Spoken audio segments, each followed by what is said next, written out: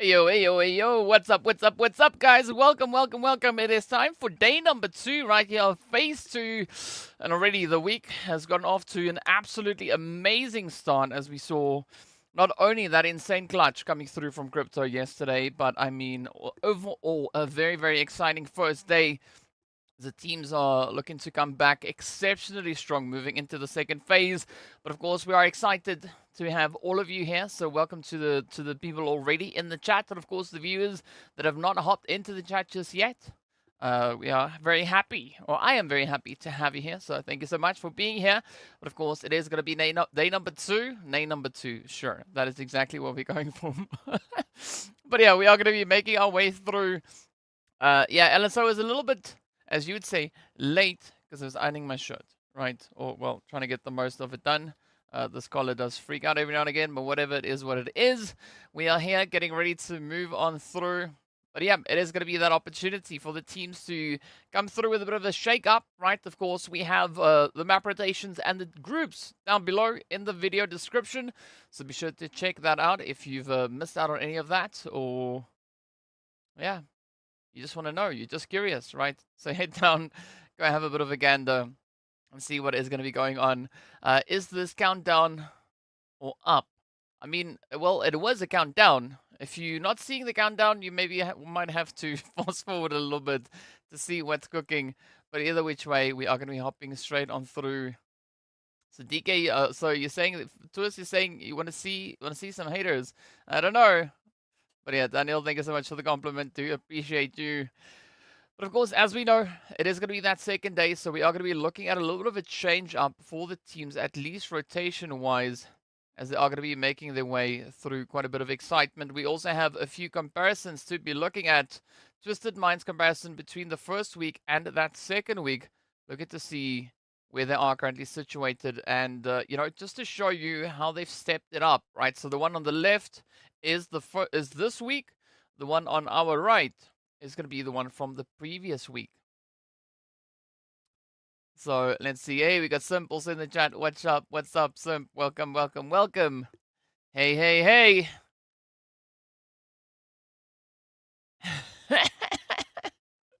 Yeah, Simp, I'm not gonna go for that one. It was close. You always had me on that one. Nice try though. Gotta commend the effort. Valiant effort indeed. But yeah, you ain't gonna catch me like that. I ate my cereal this morning. Speaking about cereal, this was that clutch that we were talking about. In case you missed it yesterday, here it is again for your enjoyment. Crypto attempting a res. In about 3 seconds, they're like, nah, it's fine. We'll just handle the spray. But absolutely amazing to see, though. Let's see what Twist said. I told you, DK, when we are back, haters go back to their caves. I mean, it is something like that, right? Sherby, we already are live. I mean, if you're not seeing it right now, I'm not quite sure what's happening. Maybe you need to fast forward or something. But yeah, we are definitely live. I mean, I can see my face here. I can see my face on the stream as well, so I know that it's live. I posted this video on my Insta. Shh. Okay. All right. So maybe we'll have a look at Insta later on. But yeah, for now, we are going to be just looking to see what the story is that our very dapper casters are building up on the opposite end. Dang it, I forgot my glasses again. Can you believe it? I mean, so hopefully Sandstorm is not going to do the glass thing today. The glasses thing. Otherwise, I would have to run really quick fast to go get some glasses so that I can, you know, just look as cool as Sandstorm does. But yeah, I mean, if you guys want to drop your predictions for the first day here, I did see Ellen already dropping a few predictions with regards to the flight path and all that. But yeah, so the first map up is going to be Miramar, and we should be looking at that pretty soon. After that, we are going to be venturing into Sanhok, back into Miramar, then Erangel, and then of course it is going to be Miramar yet again. So if you've not figured out by now, day number 2 is the Miramar heavy day. Day number 4 is the Erangel heavy day. So there's going to be quite a bit of excitement yet to come. But there's going to be that opportunity for us to take another look. Yeah, Ellen, I'm talking about sunglasses. But either which way, to look at a bit of a comparison here between Spec and Ali. Both players bringing in some very similar performances, as we can see. We got Spec coming through with 9 eliminations, Ali coming in with 10. But then it comes through with the... I'm not quite sure what that other part says. I think it might be something relating to assists or knocks or something like that, or headshots maybe potentially. I mean, if any of our Arabic reading viewers could assist in helping me figure out what that means, it'd be really greatly appreciated. Of course, this was our first Erangel. A very tight one indeed to play, as it was a fight for the King of the Hill. Yes, sir. And there's going to be a few highlights coming through as to how Spec and Ali were playing yesterday, how they were performing. Ellen saying that Twisted will get only top 5 today. I mean, that's definitely a prediction to go for, right? There's only one way for us, though, to find out what that is going to be. And that is going to be for us to take a look across the board to see what is going to be cooking. I mean, we did see Twisted also making a bit of an advance up the overall leaderboard, right? So we've got the one running for the phase, and then we have the general leaderboard, the general rankings. So currently, we do see the players from Twisted situated in 15th place with a 2 winner chicken dinners and 108 points. Of course, they closed off the previous phase, sitting in a little bit of a different position, right? They had a few different points to their name. Actually, they were situated with... Where is that? Let me just try and find it here quickly.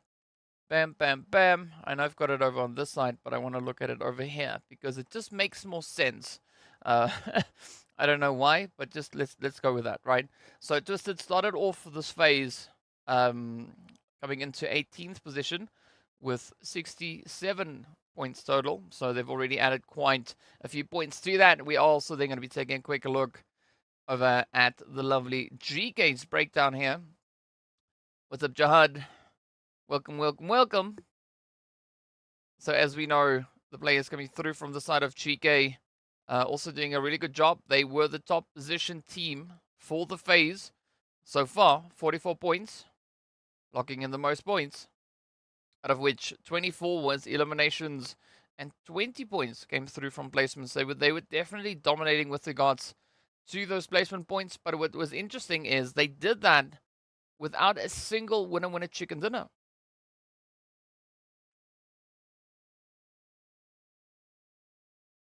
You and Carrillo to destroy coops again. Woo, Jeremy.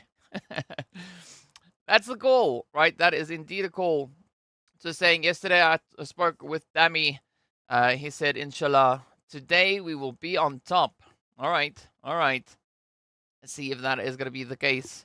There's only one way for us to find out. As we know, we're going to have to venture into that game cook ourselves up a little bit on that action, or at least the teams are going to be doing that. I mean, unfortunately, we ourselves can't cook up any of the action. All we can do is root for them, support them, and hope that they continue to make us proud with their performances, right? So when we hop onto the plane, normally when we see Bruce Lee on the plane itself, that is all thanks to good old Geith that we were looking at there. Yep. This player right over here. This is where the Bruce Lee skin on the plane comes from. If you are curious, I mean, it's a little bit of that pointless information, right? Information that's not going to bring any contribution of any kind, shape, or form to the battlefield. But it's interesting, right? My useless fact of the day. There we go. So you are welcome. But yeah, it is going to be quite exciting to see what these first few games, what these first few performances are going to be bringing on through as we look back to day 2 last week. That is where we had the team stepping up for the first time over on Miramar. Nigma, of course, got themselves that winner chicken dinner with 12 eliminations up. But as we know, moving into this one, this being a slightly different situation, the groups have changed, so we're not necessarily going to be seeing the exact same teams compete on every single match, but a breakdown of the overall performances, right? This is the averages coming through, with Nigma sitting on an average of 8.4 eliminations across the board, which is very, very satisfying to have a look at indeed. Just want to see if my stats agree with that. So, Nigma Galaxy right over there. Ooh. All right, 8.4. Was that the performance potentially from the previous week? No, I mean, the previous week was sitting on 7.1. All right, so let's say that is exactly what we're going to be looking at. Brute Force also then sitting on an average of 5. Well, yeah, there we go. Okay, now it makes sense. I figured it out.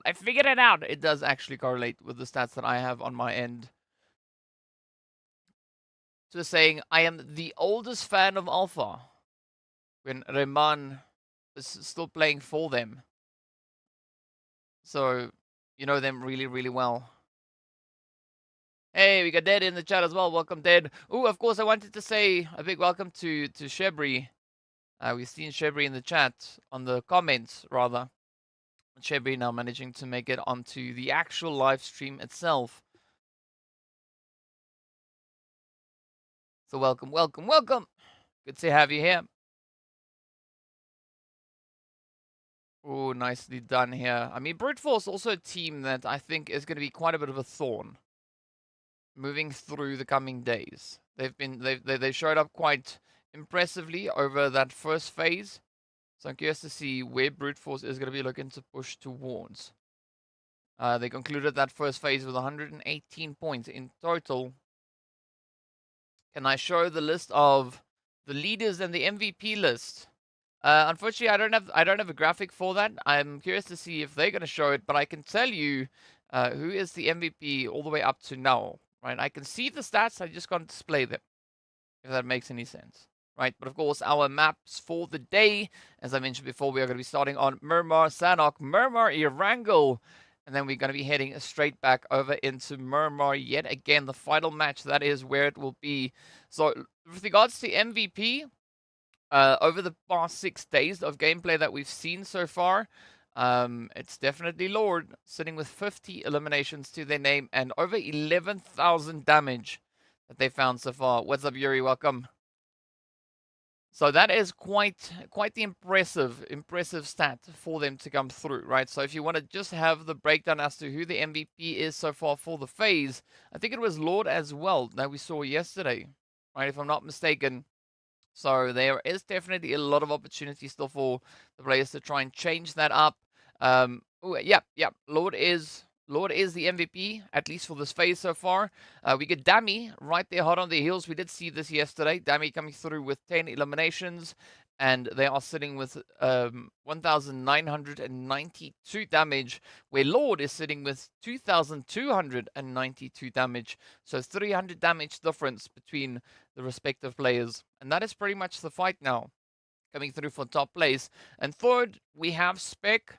That was based on yesterday. We've got a Hope coming into that 4th position. And then Malik actually sitting up in 5th overall for the phase. Right, speaking about the phase, here are the phase points. with GK sitting on a grand total of 44 points. We got Twisted on 41, 39, then going to Nigma. But then it starts to get quite interesting because NASR and Triple are sitting on 32 points each. And we actually have a few ties as we are going to be looking down this leaderboard. So you can see we got 28, 26, 25 coming through. But once we venture onto that next page, that is where the contention shall continue.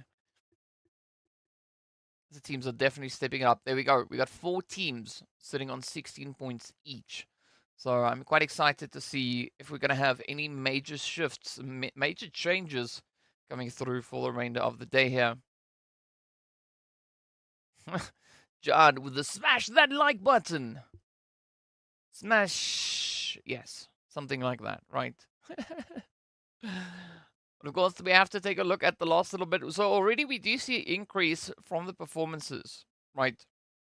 Last week, after the first day, the minimum that we had on this leaderboard was 1.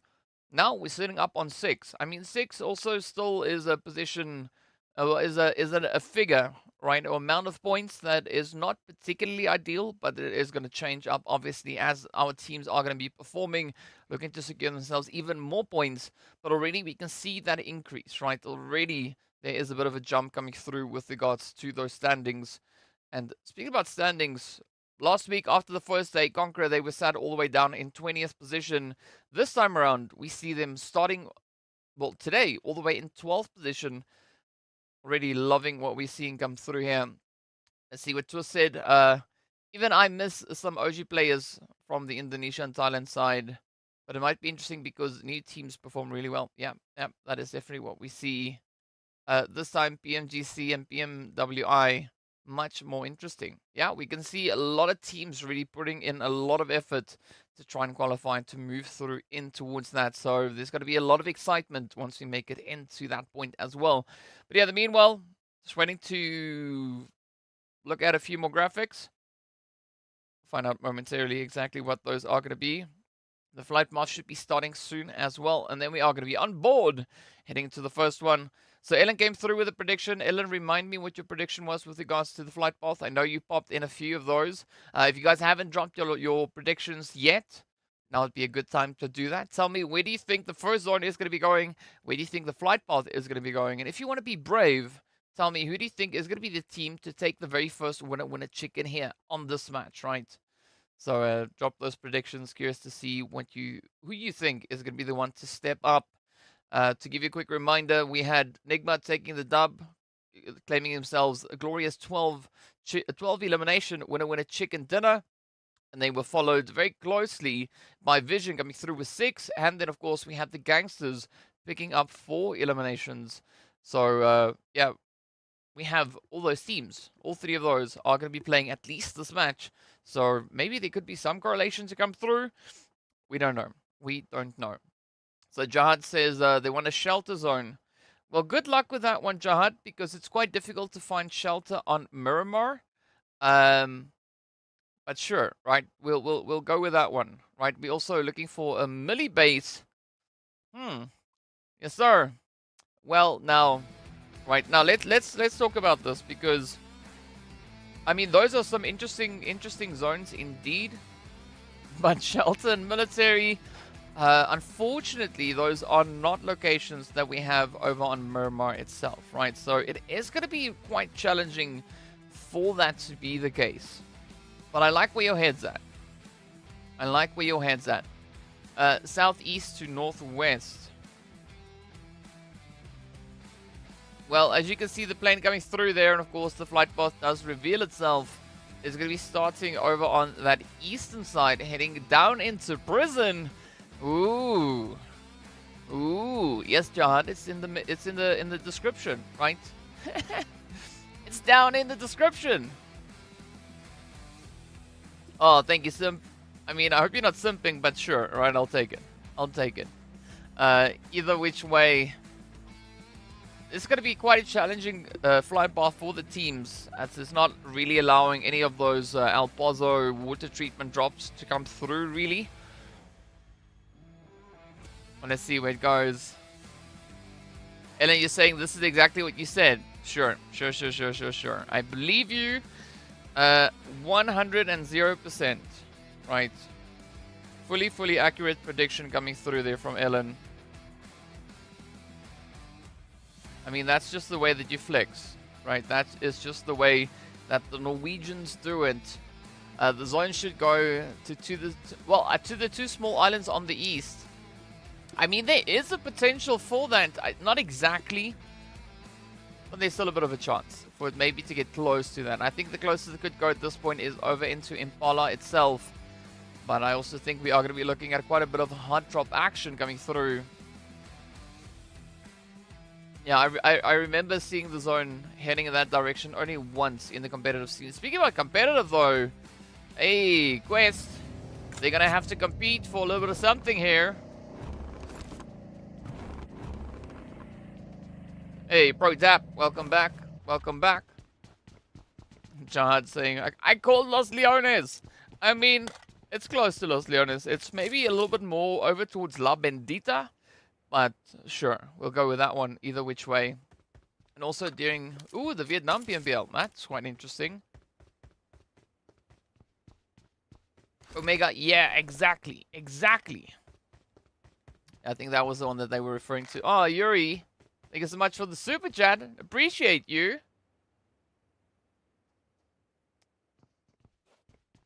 Look at me, I got a euro. Yeah. Yuri, you are my hero now. I know it's a euro, but, you know, either which way. You know what I'm trying to say. You are my hero. Yesterday, Max was my hero. Today, you are my hero.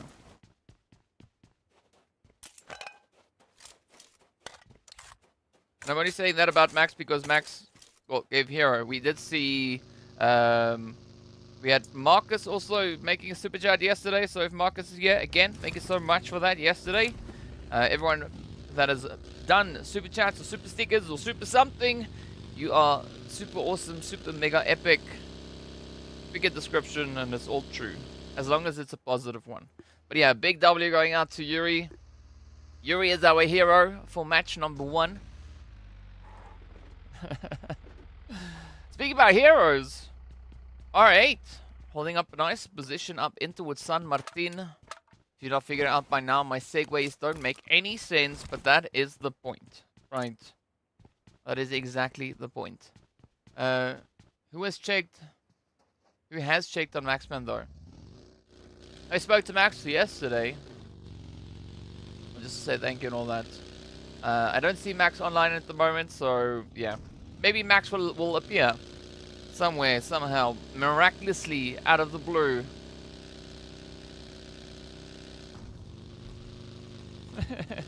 Let's see what's going on here. Ellen, hopefully... ooh, yeah, I don't know. Ellen, it's X now, right? But let's not discuss that. Let's discuss PUBG. Last day, Mocaster predicted Nigma Galaxy in the last match while Nigma was not playing. Yeah, that was quite funny. I mean, we spoke about that a little bit yesterday. That was quite funny. That Mo predicted a team that is not even out on the battlefield. It's the same as me now saying that we are going to be going for GK, right? We're going to be rooting for GK to take the dub in this match. I mean, if they are capable of getting the winner with a chicken dinner while still being in the lobby, I would be super impressed, right? But yes, for the time being, it is going to be Brute Force going about their business, looking to push. Of course, Brute Force all the way over in towards that Val del Mar. Freeport now starting to push over in towards Los Higos. Hey, Muhammad, there we go. Shout out for Crypto. Welcome to the chat, Muhammad. When things happen suddenly, they tend to work out.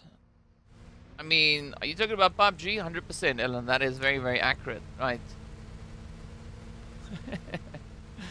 Yeah. I mean, but just imagine that now, right? The team that gets a shout out from the caster or one of the analysts or the host, and somehow it still miraculously happens, right? That would be quite impressive, but I'd also be a little bit scared.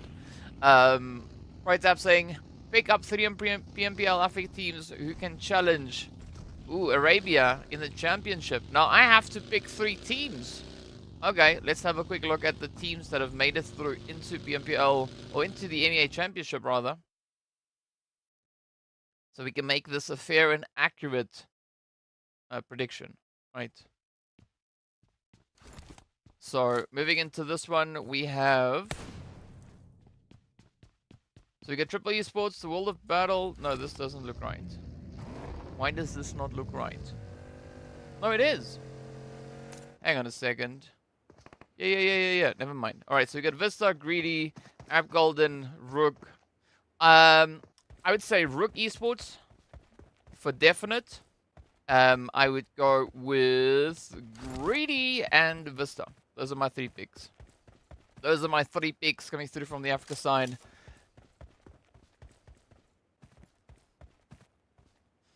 Hey, look at Yuri again. Yuri the hero. Dropping another super chat. Oh, thank you so much, Yuri. I appreciate that. You're a legend. You're my hero.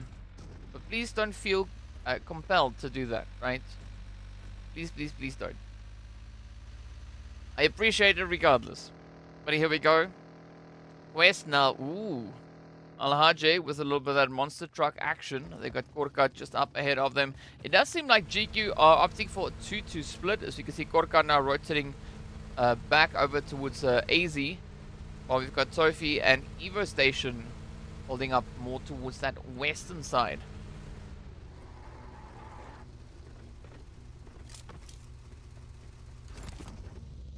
Let's see how this one is going to pan out though for GQ.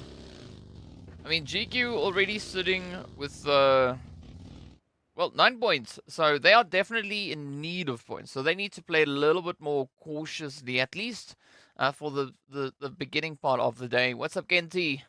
Welcome to the chat. I'm looking now over towards that western side, right? There's one particular team in pink that I'm going to be looking at to see what they'll be doing, as they have IKURD and KSA just holding up a little bit on that edge as well. So the zone getting ready to pop. Ooh, nice. It centers up to north of Los Leones. And this could be exactly what we need to see, a little bit of that excitement now to come through. So last week we did see our longest hit being 413 meters this time around. It's not exactly sitting on that. It is sitting on 369. Nice. But either which way, here we go. Crash also going to be pushing through from the northern side. We got R8 just over on the western edge. So they need to be a little bit careful as to how they move up.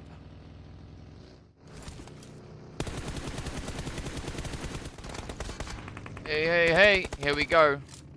Oh, thank you so much, Yuri. I really do appreciate it. Thank you for the compliment.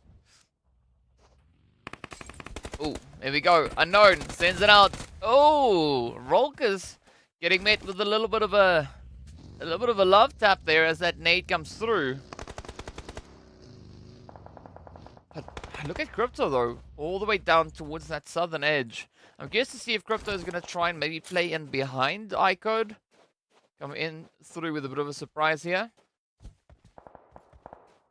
I missed the prediction. What was Moa's prediction this time around? Did he again go for a team that's not in the lobby? I mean, I'm looking at the screen, but I'm looking at the players. I don't pay much attention to the edge. So that's why I missed it this time around. Unknown, though. Gonna have to try and hold it up. Ooh, that nade could find them. That nade could find them. Anas now getting ready to push. But a quick little fake out coming through from Unknown. Aram also now getting ready to move in. Oh, but that is dirty. Woo! Rolkers, though, with quick reactions, are able to save the day as they move in.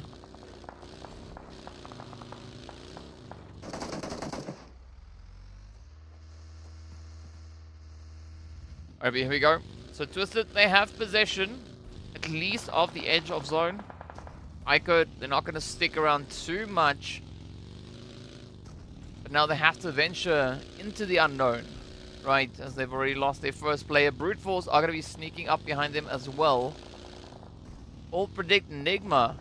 What did Mo predict though? What did they predict? What did they predict? Ooh, look at that though. Osama coming through with a beautiful hit onto Zakaria. I mean, that's quite a bold move. Osama, as you can see, positioned all the way over on the western edge.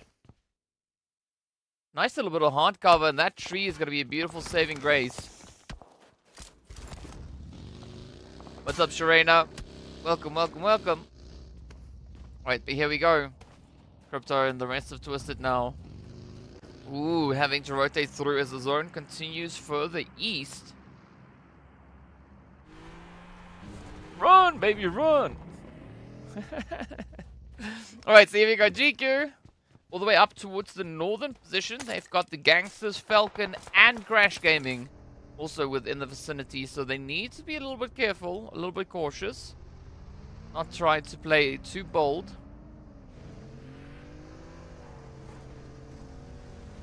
But the GANGSTERS having a little bit of a bumper car situation here. Alright, so they are going to be ducking into the blue to try and rotate around that northern edge.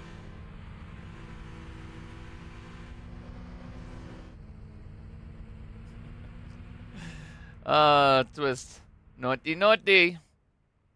But either which way, Falcon's still going to be holding steady. I like the setup coming through for the side of Falcons. I mean, they've got a nice position of the ridge lines. A little bit of leverage to play down onto the side here of GQ. But that's down to whether or not they can actually get that upper hand, because the Falcons not going to look to back down just yet. And of course, if you're curious about the running scores, they are situated at the top of the screen. But here we go. Standoff is there. Crash, though, does lose a player to a little bit of an explosion. Oh, no, actually to the zone itself. But they are right there, up alongside the side of Twisted. As Dami sends in the nade, but Walsh does drive it through. Twisted now already getting put on a bit of a back foot here. Down to 3 players.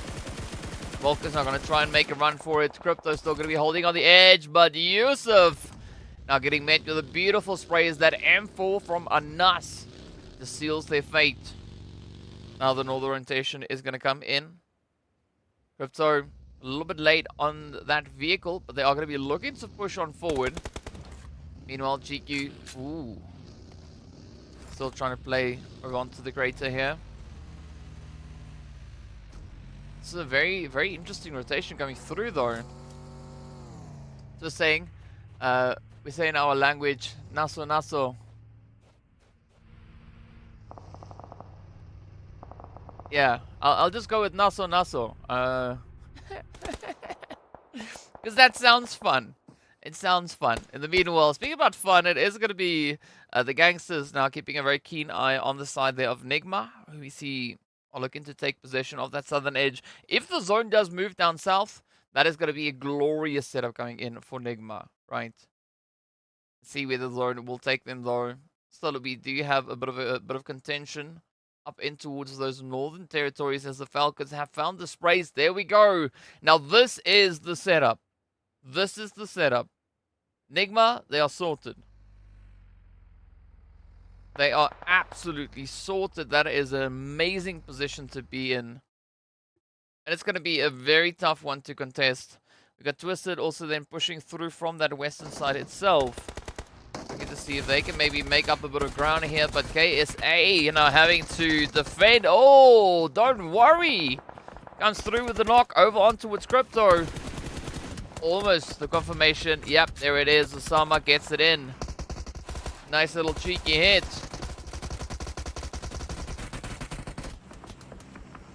Kaitos, beautiful spray. Good work. And with that, they take down Twisted.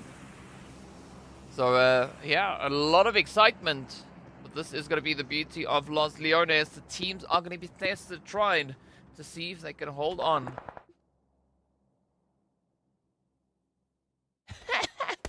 And then saying in Norway, we can't be bothered running. We just play dead. Sure, Ellen. I mean, you could also just hide in the snow, right? That works. That works. Speaking about snow, there is none of it on this map as RTG now just venture through on that western front. Moving in potentially to the area where we did see the players there from Twisted Minds now getting shipped out. But that could be a great opportunity for the side of KSA though.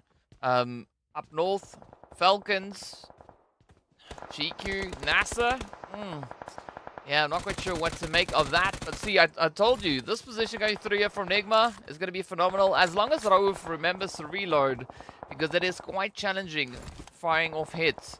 I mean, you've got nothing in the barrel to really utilize, right? That's not exactly how weapons work. You can always just throw it like a fan. But at long range, that does prove to be quite challenging. Sanhok's now going to be riding on the edge. NASR definitely looking to put up a bit of a gatekeep. But they need to be cautious because we can see the side there of Quest moving in behind them.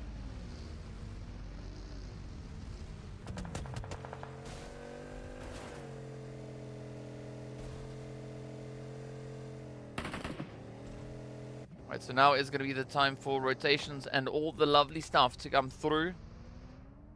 We're about to hit that 5th phase, so this is where I can start making predictions. But if you guys feel inclined to have your predictions come through, pop them in the chat. Amar coming through with a beautiful spray. It's fun, quite a bit of damage over on towards Xenox. Spec now looking to avenge their teammate. And keep the hopes and dreams alive. Falcons in a very challenging spot, right? They've not yet been able to secure themselves fully up in towards this next zone.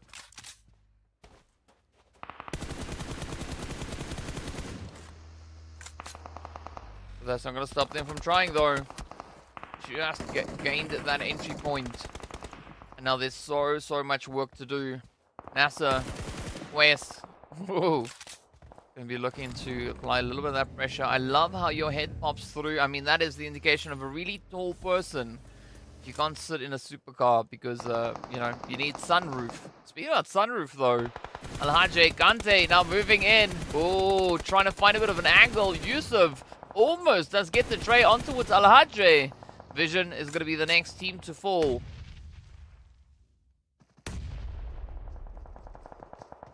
Falcons now trying to utilize the terrain, trying to get themselves situated, moving forward.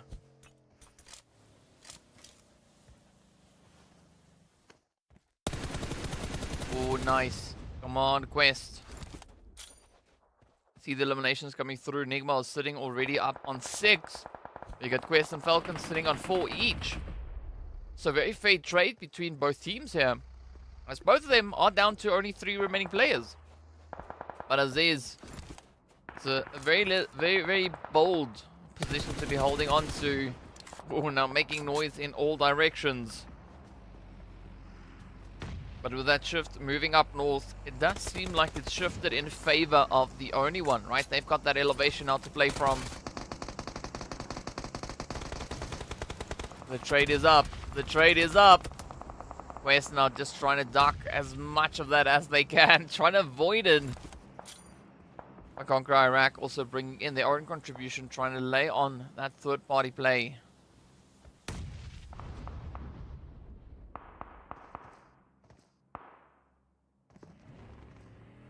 So if Quest have any utilities, now would be a beautiful opportunity to get that sent out. Rauf though with a cheeky trade. Oh, come on. Are they going to get it? 1 down. Almost gets 2. Will they find the last? Yes, sir. Malik just getting ripped on out of that motorcycle. Down they are. Here we go. Powerful now going to be pushing up. Quest, they can hear those steps coming through. They're not going to let them pass for free. But Damar, I like that overwatch. Is going to make it just that extra bit more challenging, however, for the Falcons. Or rather, for the side of Quest to get a successful push in on the Falcons themselves.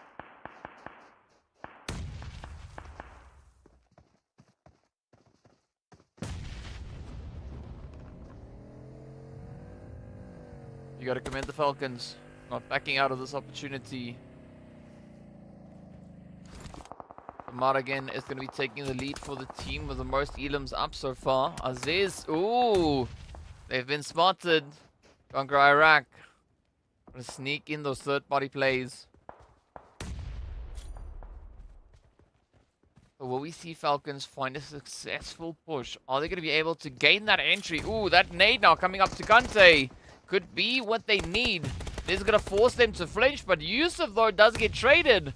Or rather knocked on down as Alhaji. Gets a beautiful follow-up. Oh, the send is there. Al-Hajj has to fall back. It's riding on Powerful and Damar, but already they've been met with quite a bit of damage. Oh, DBS.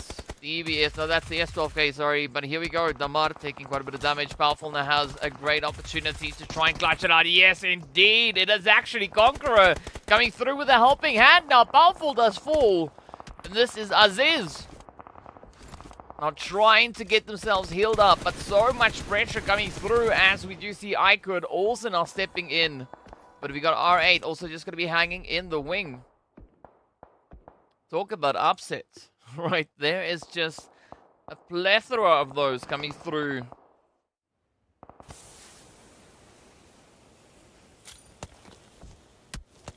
Got a good play here from IKURD. They got Esrod and Aram now already positioned up on that front line, looking to set up a bit of a gatekeep. Well, Aram rather is going to be moving in behind them. It is going to be Ali and Esrod instead who have that angle now. Ooh, up comes the send. Will Damar find it though? They are the last one left for the side of Falcons. A lot of pressure now on their shoulders. The third party players could come in. They do succeed. Oh, but Kante steals it. Down they go. Falcons getting sent out in 12th place. 4 eliminations to their name. Oh, well, look at this now. R8 trying to sneak in a bit of that third party play. They do succeed in finding at least some of it. And here we go. Kante now looking to clean up. IKURD not going to allow that one to happen just yet. As Ida does fall. R8 down to only 2 hopefuls. As it is going to be Ragnarok and Prestige still holding steady. But look at that. RTG now pushing in on the KSA Legends. Ooh, who's going to survive this? Oh, the rush is in. The spray's not through. And that is KSA just running right over RTG. Setting them back empty-handed. Not a single point to their name. Joining Vision and GQ. Of course, it's not over just yet. Conqueror still to find a few eliminations. Conqueror and R8, the only 2 teams on the board currently with a bit of a donut that could come through. So they're going to have to keep that contention up. Oh, but of course, no. It is going to be Coops. Just trying to play the terrain here. Looking for a few opportunities. They do spot Don't Worry up top. The rest of the squad also having some pretty good visuals on them. But will we see that send come through though? Conqueror also still having to move up. So it is going to be a very tough one to play.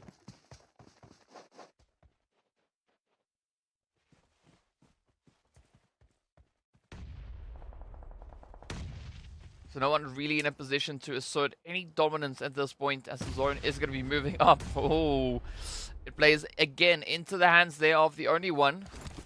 So they are definitely going to be contested for that beautiful elevation. But look at Koops though going, finding Tiger. Tiger trying to dodge the spray while on their knees. It is not that easy. The rest Conqueror still there, trying to bring in a bit of contribution though. Kante does get taken down. Aziz is going to be the last one left. Where will Nigma go? Are they going to full send it back towards Lord and Rauf? That would be a phenomenal position.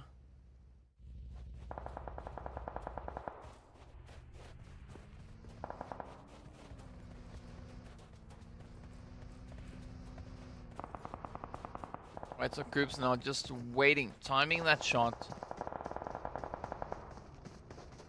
Gonna get that opportunity secured. IKURD in the meanwhile will be taking aim as Ragnarok now gets taken on down. Prestige trying to push out in the open. Oh, a very, very risky play, but Ezra does also then meet their end. As IKURD found themselves in a very similar situation, but now comes the pressure, the play, and it is gonna be KSA. Stopping the advances for R8. 8 teams now remain. Yeah, Jahad, you gotta fast forward that thing. You gotta fast forward it. Otherwise, you're going to miss out on the heat. Now, let's see. Coops has been knocked on down. The rest of Nigma already tempting that raise, looking to bring Coops back into contention here. Oh, nice setup coming through from Crazy. Does find the angle, but not the spray, though. Very, very risky. Waleed, down they go. That is going to be the gangsters out of here. Raouf already up on 5 eliminations. Nigma looking pretty amazing with 10 eliminations to their name. KSA Legends sitting on 8. Quest, 7 secured so far. Now is going to be the opportunity for the utilities to rain down, as the only one look to capitalize on the elevation here. They know that teams will have to move up to them.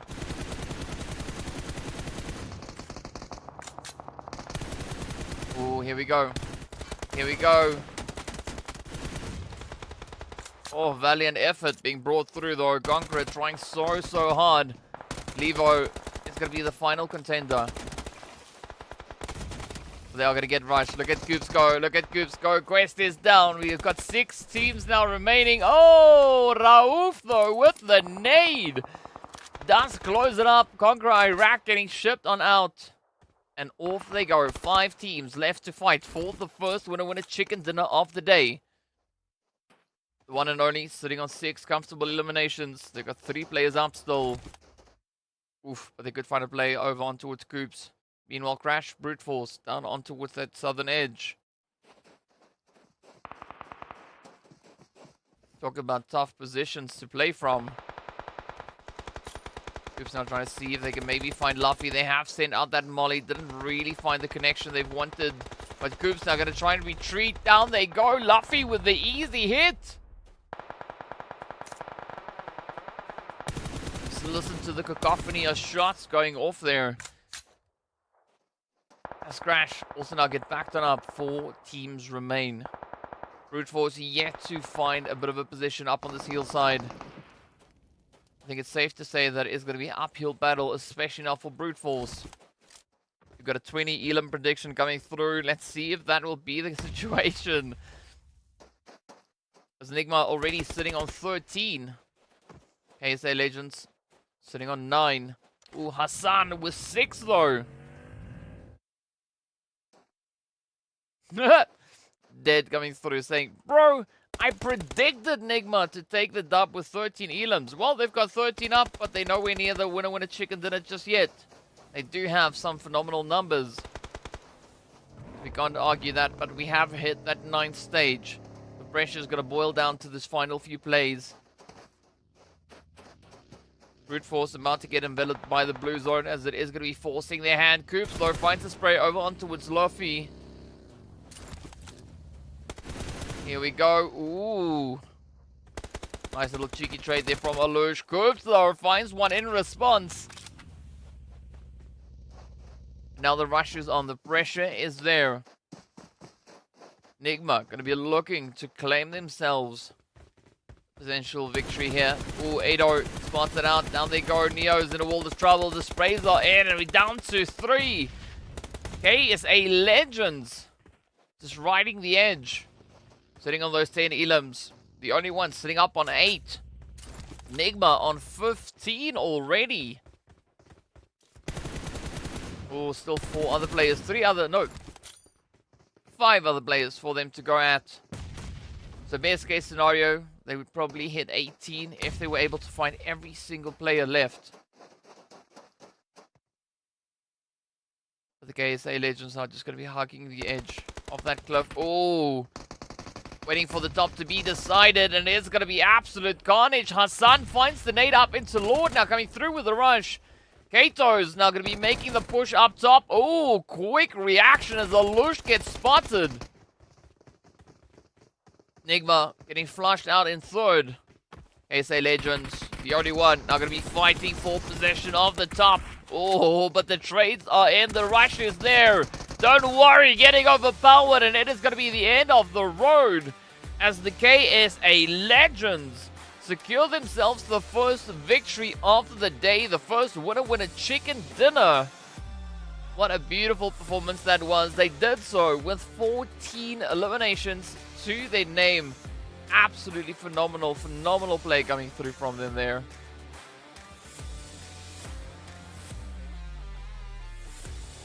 But what a performance that was. I mean, KSA Legends, that push coming through from the southern edge. Oh, well, from those cliff sides, right? That was a very, very cheeky move to make, inching their way on through and just coming through with the flex. But it's all down to the timing, right? Having the exact moment to strike. And I think what made it so difficult to really defend at that position. Hey, what's up, DSP, Vampire? As they snuck up, the only one were contesting against the side of Nigma, so Nigma was slightly distracted. But as we saw, Hassan coming through with a beautiful nade created our opening then for the KSA Legends to rush on forward. And that is where they were able to capitalize, push on through, and secure themselves a glorious, glorious victory.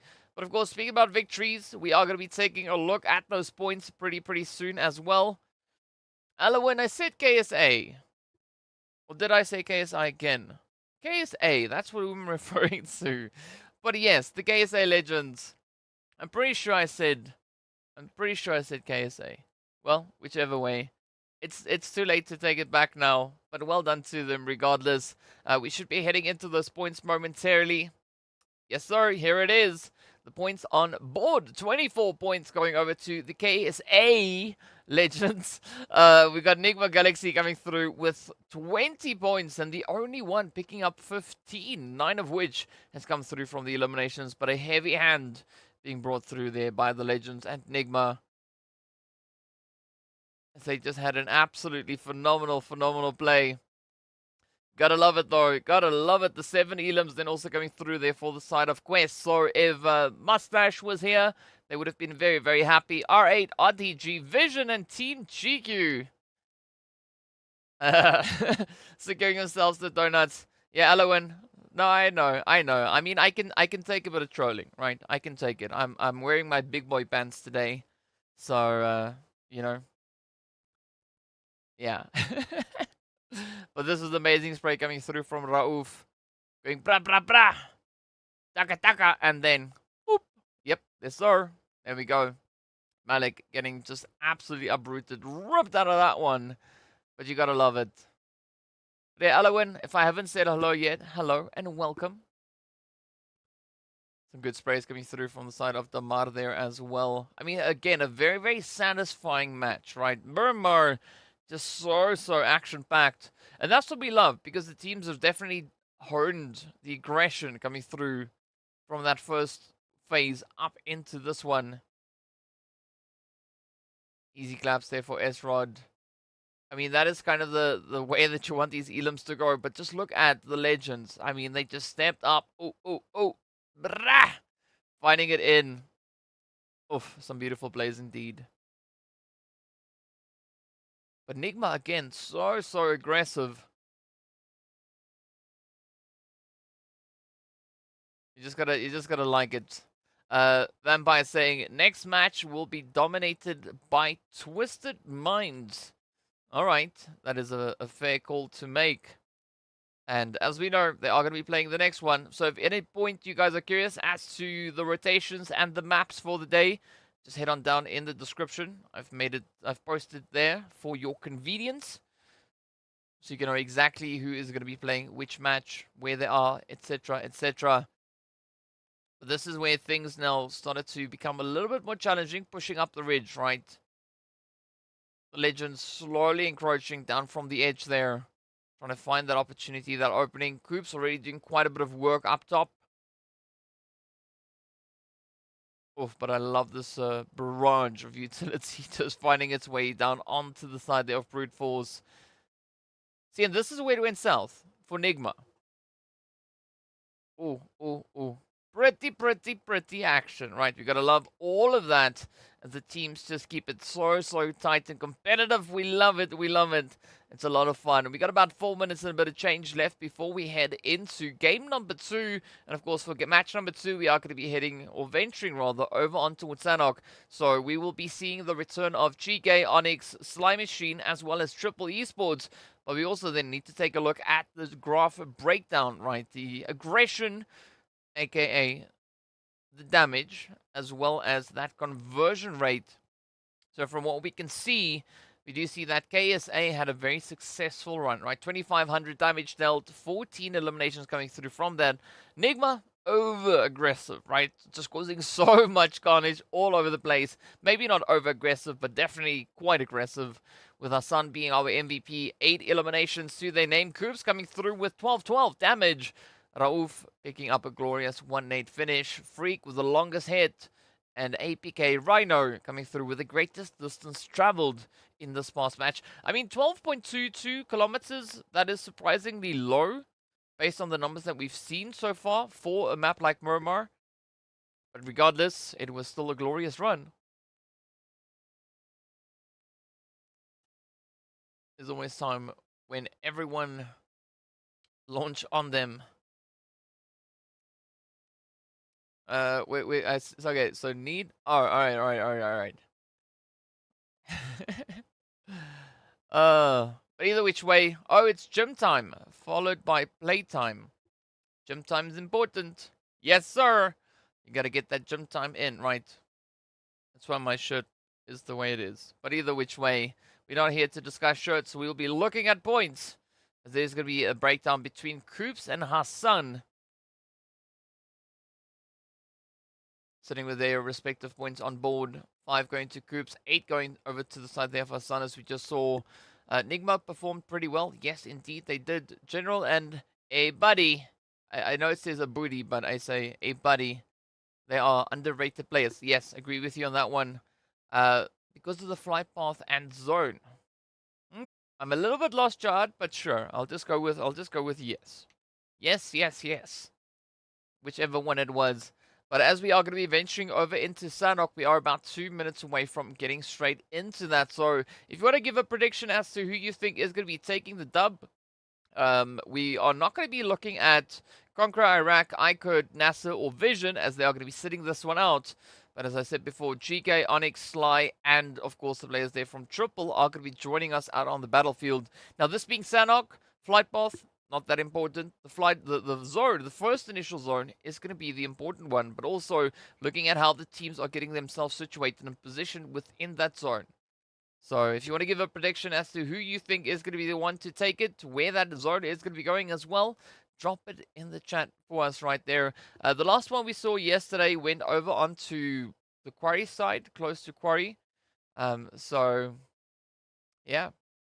Oh, I get what you're talking about now, Jahad, is the distance traveled. All right, they didn't have to move far. I get you, right? I've caught myself up now. But yeah, we are going to be venturing over into Sanhok. So if you want to tell me what your thoughts are, do so now. Of course, we are going to be seeing the scores at the top of the screen, right? So to be sure to keep a keen eye on that, as I don't think they are going to be displaying it anytime soon, at least not now. But let's see. Twist also said, but whenever Twist play bad, we're not running because we support our team. Yes, in good and bad times. That is what supporters are supposed to do. Sanhok is always tough to predict. It is definitely quite tough to predict. Jad, I'm not quite sure if you've caught up, right? Maybe you should hit that force forward button a little bit more, because we've already passed that point. But either which way, we are going to be venturing over onto the casters. Yes, we've got about 10 seconds left before we jump on through. Vampire saying Gaith has played many international tournaments so far, but a buddy, it's their first time seeing them. Maybe they played under a different name. I don't know. Yeah, I agree. I also don't know. I didn't see anything on Wikipedia, so that could maybe be the situation. Or it could just be them rising up and surprising us with a phenomenal performance, right? But either which way, it is that time for us to hop on in, as we are going to be moving up into Sanhok itself. What is happening? What's up, Death? Alright, good to know you're all caught up, Jad. Nigma Galaxy clap Miramar as usual. Yeah, but they got third place actually. Right, they finished in third. They were overpowered by the only one and the Legends, the KSA Legends, as they pushed through. Now, with regards to pushing, we are going to be looking at a very centralized flight path.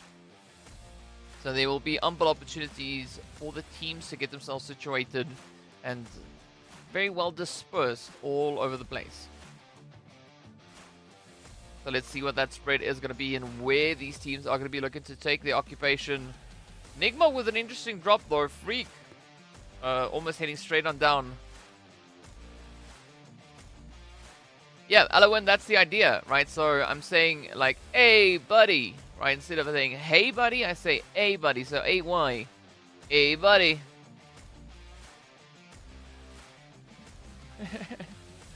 Yeah, I enjoy saying their name. That's why I just go for, hey, buddy. You can see them right there over towards cave. Hey, buddy, gonna be making their way on through. I mean, there's no O there, so that's why I say buddy. But yeah, let's look at, do we have a few hot drops? Well, maybe up into Tatmok and Kau. Nothing over in towards Primorsk. Oh, Primorsk, find none, rather. Hatin is gonna find a lot of action. As we can see and hear the shots already starting to go off. Oh, yes, sir. It is the only one up against the GANGSTERS.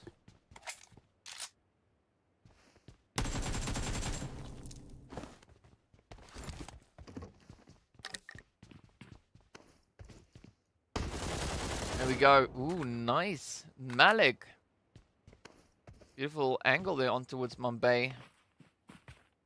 Don't worry. Everything will be okay. You got this. You got this. The only one now left to defend. There's going to be a full set coming through from the GANGSTERS. Hey, hey, hey. Ooh, nice attempt though. They did get the knock on towards Malik. Not quite sure what Boy was trying to do on that one. Fortunately for them, friendly fire's off.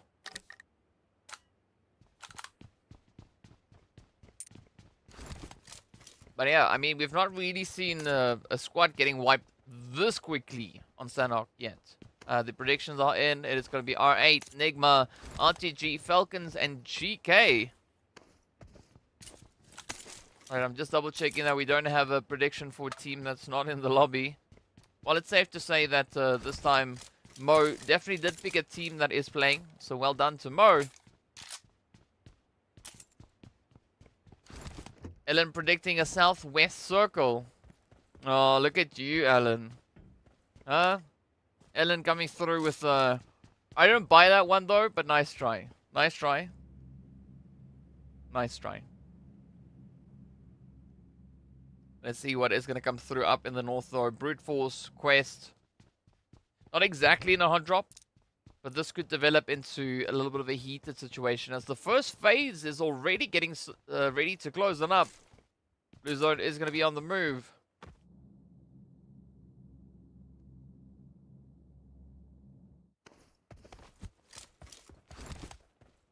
So Brute Force with a nice bit of possession here, unfortunately, is not within the zone. What we also see now starting to develop is going to be the ONYX Ravens and potentially the GANGSTERS getting into a little bit of a position.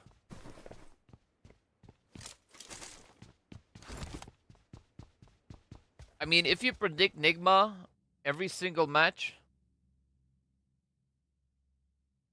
you are going to be right at some point, right?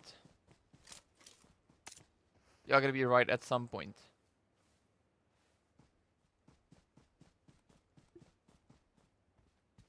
And then what are you talking about? What are you talking about? Hey! Behind it we trust. But always. Just keep an eye on the GANGSTERS. I see potential in them. Are you referring to their current positioning? Because I would agree if that was what you were referring to. But the GANGSTERS also just in general have been playing a really interesting game so far.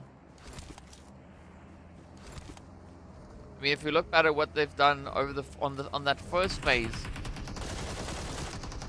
ooh, you know, there are a few highlights to come through on that. But look at this now, the spray is there. Oh, nice. Sanji, oh, down they go, GANGSTERS doing some gangster things as they get the squad wipe or near squad wipe. It's just enemy that will remain. But yeah, looking at GANGSTERS Esports performance overall, ooh, That was 30. Well played, enemy. They had a very successful run on day 1. You could say a successful run over on day 2. Day 4 was a little bit more challenging. Day 3 even more so. Day 5 also they were able to secure themselves at least that winner chicken dinner over on Miramar. So, you know, they're actually doing pretty well. People have been predicting Twist or PMPL and they're still waiting. I mean, so I was referring to Nigma, right? I'm referring to Nigma.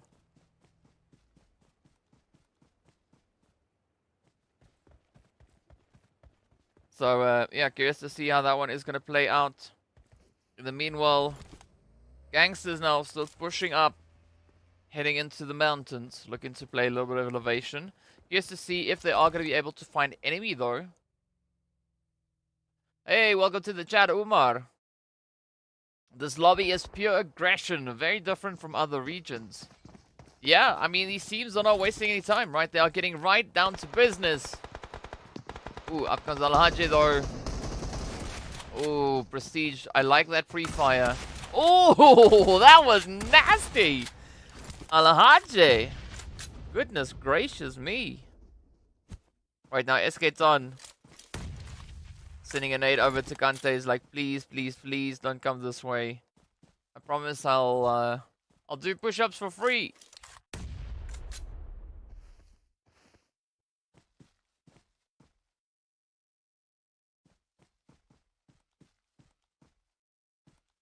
Let's see whether or not SK Ton is going to make it out of the situation. Zone also going to be closing on through. So we will have the next phase revealed momentarily. But if you guys want to give predictions at this point, any prediction of any kind for this match, feel free to do it as the zone does center up on that glorious southwestern island. Smacked up center zone, we don't really have anybody, but Twisted, Triple, and Nigma are really, really close to it. So we could see a potential triangle of doom coming through on that one.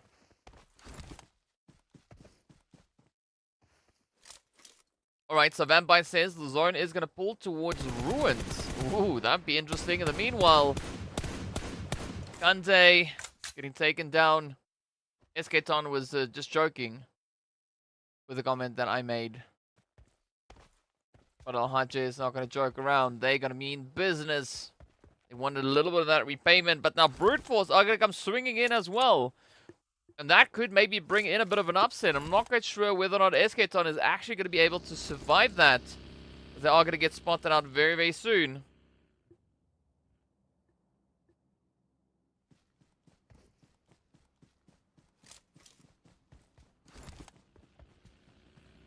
I agree with you on that one, Alawan.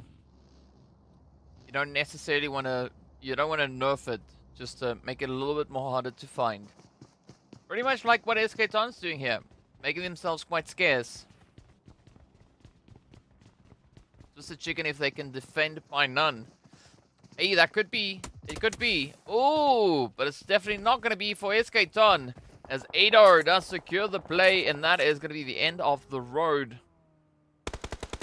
Speaking about roads, Al-Haji are having to find a safe road to travel down. They are drifting. Oh, I love this slight glitch coming through.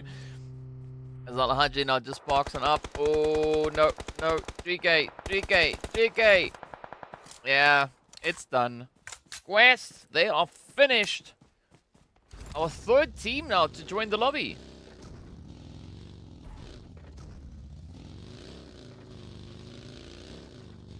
What's up, C? Welcome. But yes, I agree with making the DBS scarce. I mean, I don't know if you guys have played Vikendi recently, but it's not hard to find.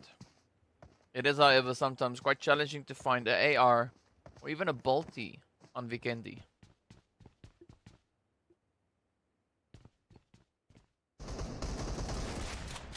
Oof. In case you forgot. That is exactly what the DBS can does. Right, I said it wrong because I like it. Either which way, Sly also going to be pushing down that eastern side. They could have a very successful push if they go for the bridge that is immediate in front of them, right? One immediately in front of them could be a very easy entry point. If they are going to be looking to push down to the one closer to Camp Charlie, they're going to be running into a little bit of that opposition. But they don't know what we know. Ooh, it does look like they instead just going to be looking to get themselves situated on the edge of zone. The Legends are yet to move on through.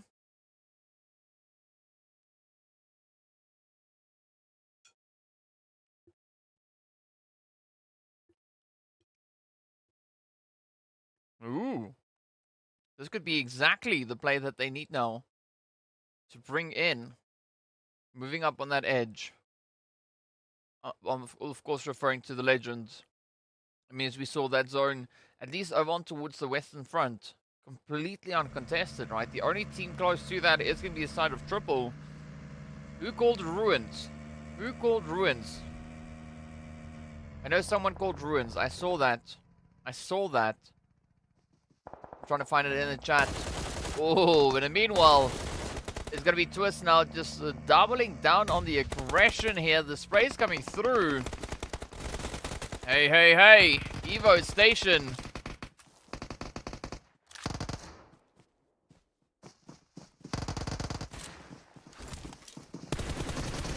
Come on, there we go. Dami now. Ooh, gets the knock, but down they go.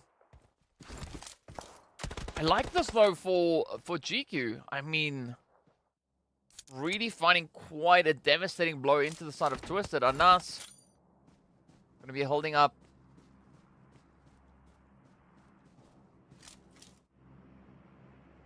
Jad. There we go. Hey, it was Vampire that also called it.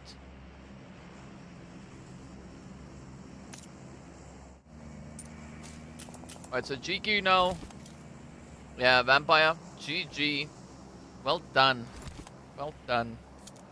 I'll just say that Vampire called it first, and then it was Jad. Even if it was the other way around, I don't care. Vampire called it first, and then. So big dub going out to Vampire there.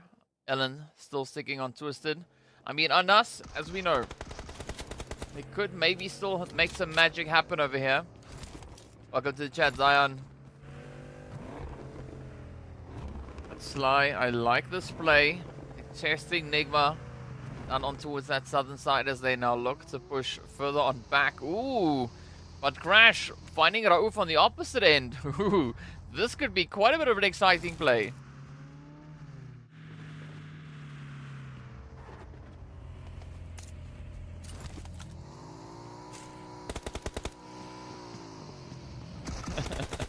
Oh, here we go. The push is on. The push is on. The carnage is there. Kevin is going to be found first. Oh, down they go. Rauf with some heavy defensive plays coming through on this one. Walsh now looking to defend alongside APK Rhino. Reno. Oh, no. Walsh still keeping it up. Hey, buddy, already down. Oh, but there's a comeback. Oh, my goodness. Crash. What did we just witness? What did we just witness? Wow, that was absolutely amazing. Big ups to Crash though.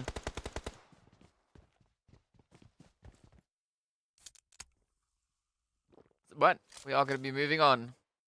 So we are looking at the side here of RT3 and the Falcons. Hey, what's up, Mohammed? Welcome to the chat. Oh, look at this. Look at Gaith, though. You're going to be looking to defend. A little bit of trolling. I like that. I like that. Great troll. Brute Force Geekay having a bit of a showdown here.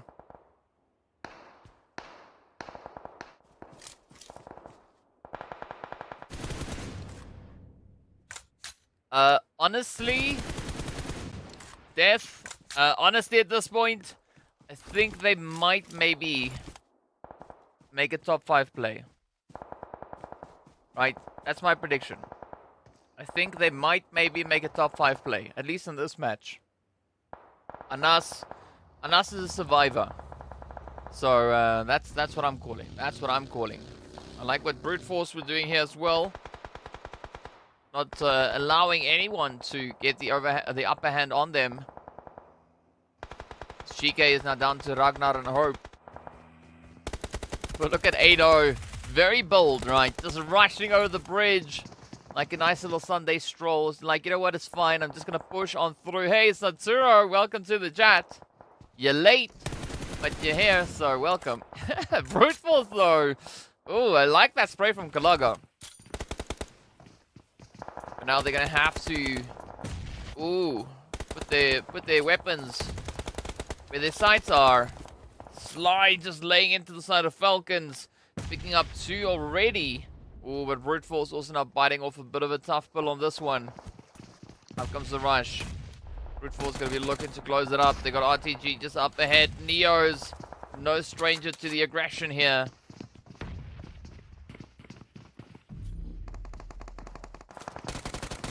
Oh, there we go. There we go. Neo's now trying to defend it. RTG got out in the blue. Oh, they're going to be sipping on quite a bit of that. Galaga was not getting caught up, but up comes the rush, the push. Nice defense. Galaga not wanting that one to slide through for free.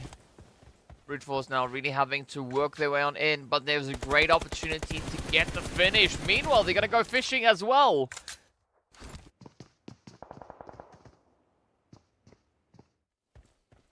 Galaga tanking quite a bit of damage. Calling it a little bit too close for comfort on that one.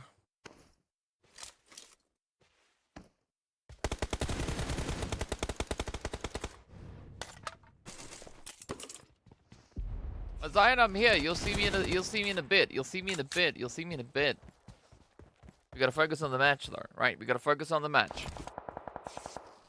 Brute Force now split up ever so slightly. We got Zakaria up on the north.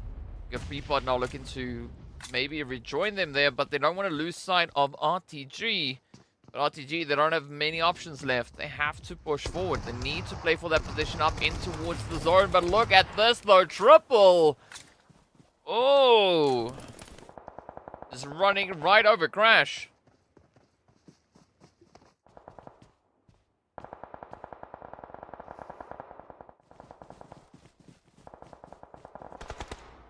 Right, Brute Force still trying to make the most happen on the edge. A very risky play coming through from the side there of Geekay. Super exposed as they've already lost a few players. Well, got a few players knocked rather. Well, they have what? Lost one. That is accurate now. Santa is down. Ooh, the molly is out. The water is on fire. Something you only see happening in PUBG.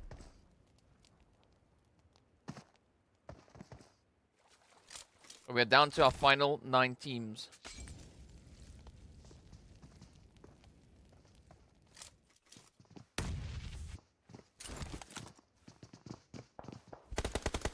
Alright, push now, come on. Let's see, will Guy make it? Oh! What? What just happened? Guy with an absolute beast of a nade. That was insane. I mean, this Sanhok is just so surprising. AZ gonna be holding steady for the side of GQ. Oh, but Hassan again with the nades. We saw Hassan over on Miramar, looking absolutely devastating. And then I'll just continue to just capitalize on the carnage here. Evo Station could be in for a world of pain as the Legends are looking to apply the pressure.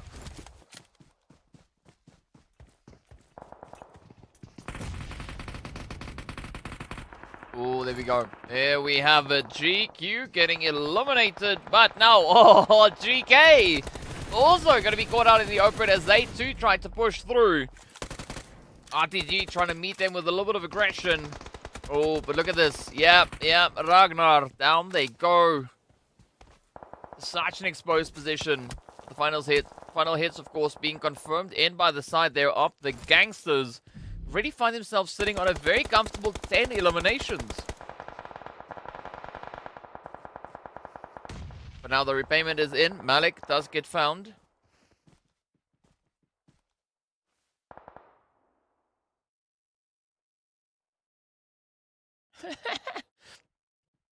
See, with the lay low and wait for my call.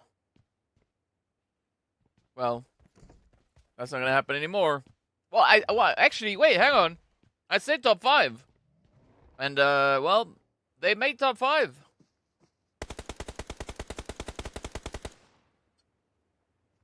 So the prediction was accurate. Well done to me. I'll give myself a high 5. There we go. Alright, now, Triple still going to be holding over on towards the western side. Looking for the push back in towards the zone. Saleh is going to be knocked on down. Ali and Yowez could look to pick it up. Oh, but it's going to be a very bloody fight. Triple still going to be looking to regain a little bit of that footing.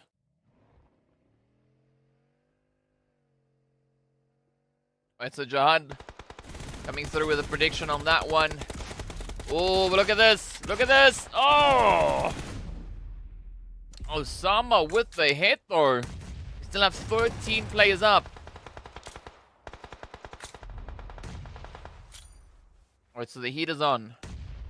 No one is in the clear. Zone does move in favor of Sly, and this could be the opportunity now for that prediction from Jihad to reign true. As Triple also not getting met with a little of that blue zone action. General goes down. I'm down to only 2 remaining teams now. Oh! Hassan, unfortunately, down they go. Not able to survive the blue zone. And of course, that winner chicken dinner going straight over to the side of the Sly machine. Well done, well played. Lovely winner chicken dinner coming right in towards them. And of course, as we know, I think that was their first winner chicken dinner, if I'm not mistaken, at least in this phase. Let me just double check my facts, because I might be talking nonsense. But we'll definitely have a quick little look at it here. Sly. Yeah, that was indeed their first winner chicken dinner so far. So well done, well played to Sly. That, of course, is their 3rd chicken overall, right? They found 2 chickens over on the lovely, lovely phase 1. Phase 2, this is their first one. So curious to see how far they are going to be looking to push that overall performance. But in the meanwhile, we are going to be taking a quick break. So stay tuned. We'll see you guys back in a short moment.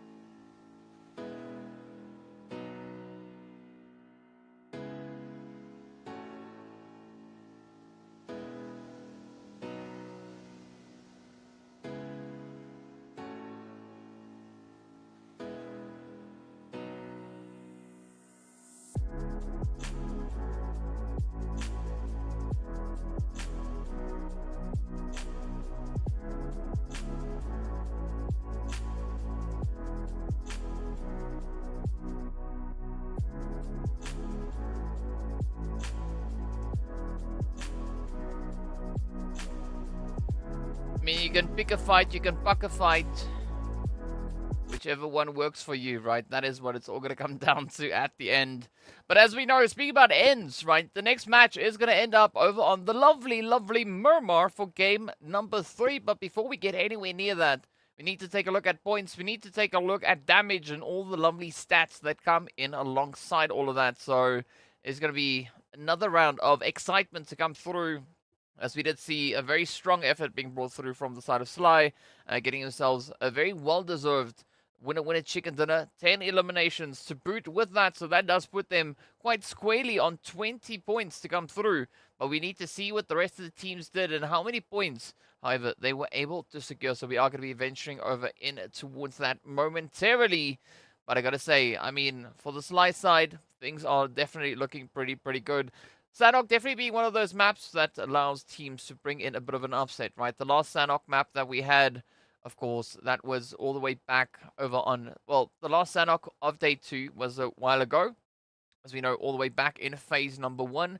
But Sly picking up the winner chicken dinner, that's a big improvement for them because the last time they got 5th place with 5 eliminations. So they definitely upped the ante on this one.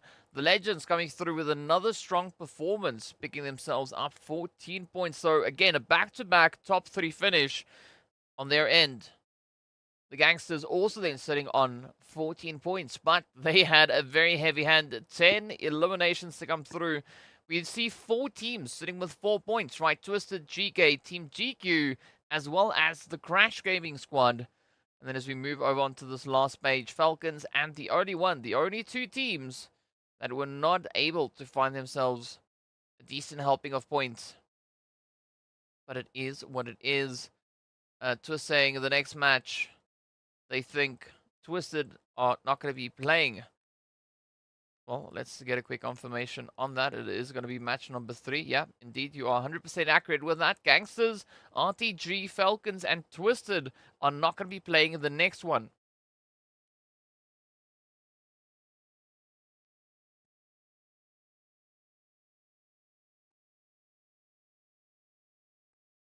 Some beautiful highlights.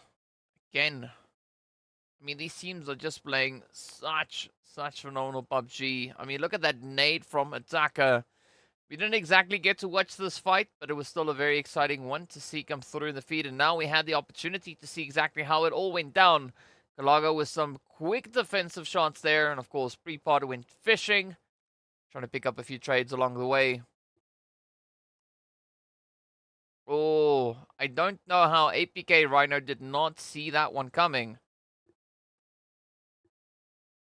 I mean, surely they could have heard the vehicle approaching.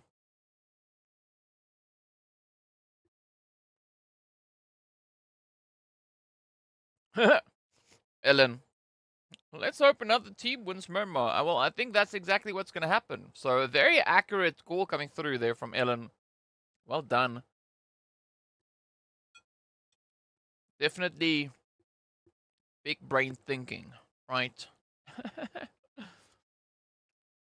But it's very good to see our son also keeping that pressure up, right? I mean, it was so strong on that first match. Now it is going to be Attacker picking up the most elims as well as a nade finish. We've got General finding the most damage. Osama with the longest head, and, well, APK Rhino before they got run over themselves. Reno, rather, coming through with just over 8 kilometers traveled. So a very interesting stat breakdown coming through here for them. But that's the beauty of Sanhok, right? A lot of opportunities for teams to secure themselves a few more points. I'm curious to see how this is going to be affecting the position for Sly on the overall rankings. But a very close conversion rate. And it does seem actually like the KSA Legends had a more successful run with regards to eliminations to damage, right? If you look at that breakdown, that comparison that we've got there, I mean, far less missed opportunities, you know, hits that weren't able to be converted into eliminations. So well done to the KSA Legends for that one. But of course, we did see the GANGSTERS and Sly picking up their 10 points each respectively. So a valiant performance nonetheless. So Fury saying that NASR should win this next Miramar. All right. I mean, the predictions are in. So we are going to be looking at CONQUEROR, IKURD, NASR, and Vision joining us back out onto the battlefield to show us what they've got, to show us what they can do. Twist also saying that, or Moyes rather, saying that it is going to be NASR to take the next dub. So the predictions are, at this point, at least leaning over on towards NASR. I wouldn't be surprised if that is exactly what they decided to do here. But I'm curious to see if they played the previous day 2 Miramar, right? That was, what, game number 3. Well, actually, they did. Yes, they came second. Nigma got that winner chicken dinner with 17 eliminations. What's up, Doctor Strange? Welcome, welcome, welcome. You're late, but you're here. So either which way, it works out. So NASA last time got themselves 6 eliminations rather, not 6 chickens, 6 eliminations, and they finished in second overall. Prediction coming through for Geekay. I don't have anything for them because they didn't play that Sanhok. But, I mean, the opportunity is there, right? So they could potentially bring in that upset. So let's see how it is going to play out. We've got about 2 minutes still left on the clock before we are going to be venturing down into that match number 3 to see what the teams will bring. But if you've got any predictions, right now would be the time to drop them. Let me know, who do you think is going to be the one to get it? Right, so the zone should be making its way on through pretty soon. Yeah, about a minute and a few seconds left to go. So if you want to drop those predictions for flight path for zone, get them in. If you want to predict who the winning team is going to be, now would be the time to get it done. Of course, take into account that we have 4 teams that are not going to be stepping out onto the battlefield, and that would be GANGSTERS, RTG, FALCONS, and Twisted. So any other teams, right? Aside from NASA, because we already have a few predictions. Well, rather, if you agree with the prediction that NASA are going to be taking the chicken dinner, I mean, tell me, right? Let me know in the chat. There we go. We got a prediction going through for Brute Force or Nigma are going to be taking the dub on this game. So, yeah. Shreina with a 2. Okay. Sure. I mean, yeah. Team 2. That's it. I'm hurting. I'm hurt by a bot.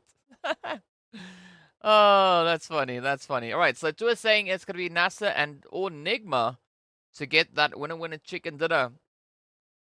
I like these predictions. To come through. Something that I'm trying to figure out also is what the statistic is for success for teams on respective maps to see who is the most likely team to succeed moving into that game, right? But that is potentially something that we could bless you with at a later stage. For now, we are going to be waiting to see what that flight path is going to be bringing on through. The teams get ready to drop on down right here over into game number 3. Hey, what's up, Spec? Spec coming through with a prediction saying that it is going to be NASA.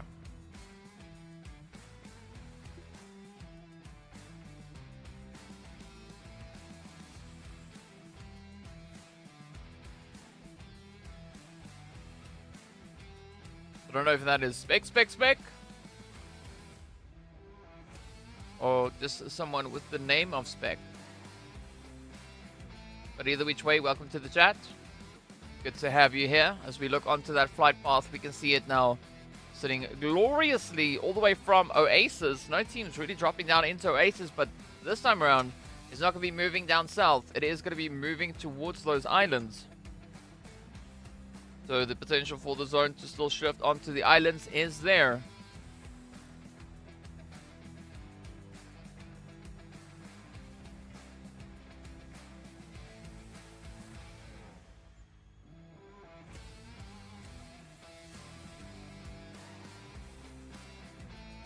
So essentially we have Brute Force, NASA, and Nigma being the predicted teams. This station is a strong player. Yep, they are. Oh! It's Spec's little brother. What's up? Or either which way, welcome to the chat. Good to have you here. Ooh, look at the zone though. Look at the zone. Centering up right over on towards Minas Generales. Oh, this is going to be a very exciting one.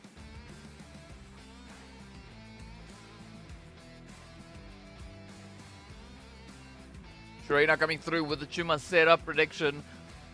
Unfortunately, Shreina, that is not going to be an option this time around, as Chumacera is not even in the zone. Heish. Ooh, Yuri, €5 on Nigma. Okay. Devastation is a very good IGL. Yeah, we've seen some strong performances. In the meanwhile, we don't necessarily have any major hot drops. I mean, the KSA Legends and the Scythe of the only one. could maybe get into a bit of an altercation. Brute Force, they're going to be capitalizing on the vacant El Pozo.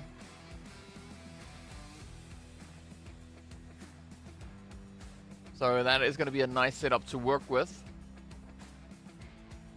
A North Impala finish. Yeah, this is very similar to the zone that we had yesterday. Yesterday's zone, I think, was maybe a little bit further north. Oh. Wowzers. I mean, Glozig. Hello, welcome. Not wasting a single opportunity. Hey, poor guy, welcome to the chat. So, Specs little brother, what do you think is going to be the outcome of this match, right? Who do you think is going to be the team to get that winner chicken dinner? Yeah, Eva Station is a really good IGL. I can see, but the problem is the rotation and always far in the zone. Yeah. No, not Lord. Yes, yes, yes, it is Lord. Sly and Violence, yeah, they're not holding back, right? They're getting right down to business, stepping up with those upsets. Ooh, Vampire saying that it is going to be an Al-Azhar zone. You're already coming through with a Rip Lord. Lip, yeah, I was about to say Lip Road. That doesn't really check out, but either which way. You know what I was trying to get at. Either which way, Conqueror. They're going to be holding up in towards Al-Azhar. Yesterday we did see the zone finish, what, just west of Al-Azhar? Alright, so Spec sticking to NASR. Alright, so, aside from the team that you think is going to be taking the dub, where would you say the zone is going to be going? Right, you did see where it formed up. Do you think it is going to be moving down into Junkyard? Will it go to Minas Generales? Are we going to see another Los Leones zone? Could it be Impala? Is it going to go Al-Azhar? What will your prediction be on zone? And while we wait for that, Brute Force just having a great old time in the lovely vacant Pozo here, just going about their business. Yeah, you got to watch out for those campers. Crash actually starting to venture a little bit further up in towards the zone. I like the setup. I mean, it is a good angle to hold, at least for the time being. While they wait for that next phase to be revealed, we got about 3 minutes and a bit of change left until the blue zone will have closed up entirely. But yes, if you want to see an updated score, it is going to be at the top of the screen. NASR, yes, they are sitting in 9th currently with 33 points to their name. They've only played one match so far, this now being their second match of the day. No, so Twisted Minds, Falcons, RTG, and Gangsters are going to be sitting this match out. So if you want an update on the groups and the map rotations, be sure to check down in the video description, as I've pasted it there, or posted it there for your convenience.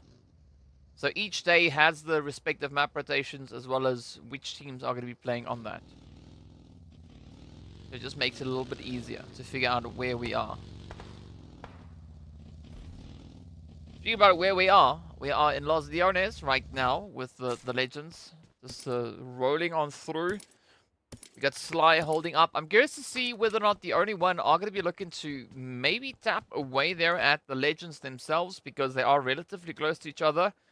Meanwhile, Vision, they're going to be holding on to Impala. We've got Conqueror just sitting towards the northwest, and northwest of that is where we will currently find the players coming through from GQ. Then, of course, NASR all the way up in the lovely graveyard position as well.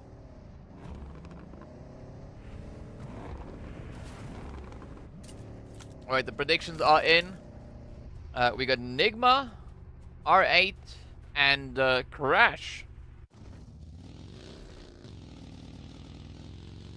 Alright, interesting predictions coming through. Top 5 prediction coming through from Death. Fury, rather, is going to be top 5 for this match. NASR, R8, Conqueror, Quest, and Sly. Nigma not going to be making it to the top 5 for this match. Ooh. There we go. The upset is in. The spice is there. Lord. This was the chase. This was the first elimination for the match.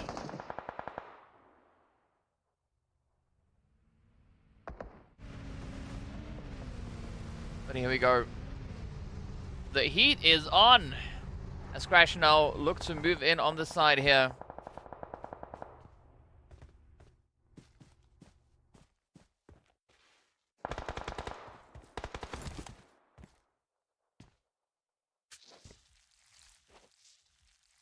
But will this now result in that play that they want, right? R8. Still sitting on a full squad prestige. Not necessarily within reviving distance, but that could still come through.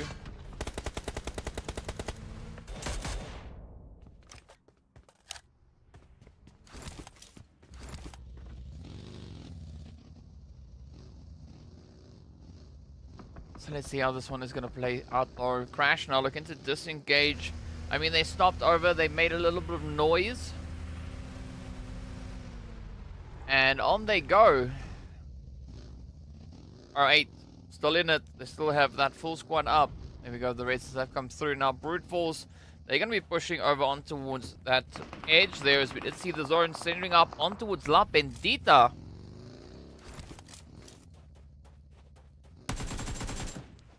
Oh, but Neo's definitely could find a decent approach to come through on this end. Oh no, down they go as they get the 9.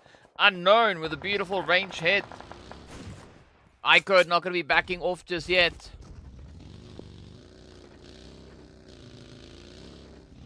Dart coming through with a top 5 prediction. They're saying it's going to be GK, Sly, Brute, GQ, and R8.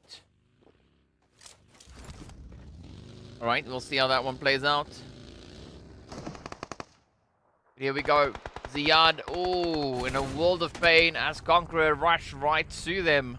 Getting that confirmation secured. Well, they're not out of the woods just yet. They still have Luffy and Alush left to try and defend, but they are situated much further away. So maybe this would have been a great opportunity for that team to be a little bit more condensed. Meanwhile, there is going to be Triple now pushing up on Vision. As you can see those nades starting to rain on down. Laith, Saif, trying to keep up that front line. Keep the defensive strong. Ooh, I like that nade from Volt. Is it going to find anything? Yes, it does. It finds Saleh. One down. This could be another one to find success. Oh, it's just slowly eating away at the health bar. But what a bounce back. Oh, big rain play coming through from Vigors. Sneaking in behind the side there of Vision. Playing that Overwatch position. Oh, now DBS versus UMP, as I said before. The only weapon that can beat a UMP at a fight, or a DBS rather, at a fight, is going to be that UMP, but beautiful sprays. As Yalwez comes in for the defense. Vandar quickly looking to patch themselves up, now trying to find those last few hits. Could this be the play? Oh, UMP absolutely devastating. One down and one more to go. Triple on the edge. Vigors looking to find the spray. But it's going to be a full-on chase. Oh, the third party, the only one. What?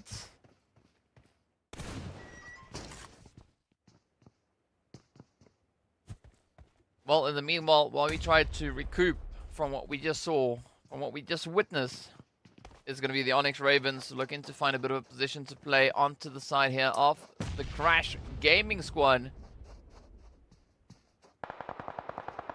Oh, but now, of course, a very revealing position as they push on through. The sprays are in. Enemy is down. Crash getting saved. Yes, if you didn't know, a UMP can beat a DBS. It's not the first time we've seen it. Oh, and also not the first time that the ONYX Ravens have just looked on as their teammates are getting hit. But everybody are going to come pushing in. Crash eager to find a few more trades. And GQ actually inching in right behind them. So they are going to have quite a troubling rotation once they decide to disengage from this region. I like this play from Sanji. Inching their way up to the vehicle. No one has spotted them just yet. Ooh, but will they make a successful escape? It's going to be down to this last little bit of a push. Just stick to the ridge. Oh, there we go. Off they are. Alright, over the next. Come on, get it, get it, get it. Oh, they're flying. Oh, GQ. saving Sanji.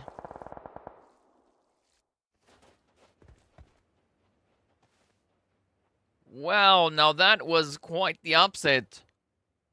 Sanji can thank the lucky stars, because that was a save if I've ever seen one. Meanwhile, there's going to be Ali now to fall as Aziz does secure the hit. Al-Hajj goes down as well, so fair trade on either side. 1 for 1. Aziz trying to pick it up. Oh, but there we go. Quick changeover coming through from Yawez. Da now going to be moving in as well. Looking to pick up that momentum. Kante getting confirmed down as we saw in the feed there. Ooh, nice. Come on, Yawez, get it. Trying to put a quick pop into that vehicle. It's not going to come through just yet. Quest still holding steady. They've essentially been reduced to nothing as the shots are confirmed. And that is CONQUEROR coming in with a beautiful third party. We are seeing so many third parties this time around.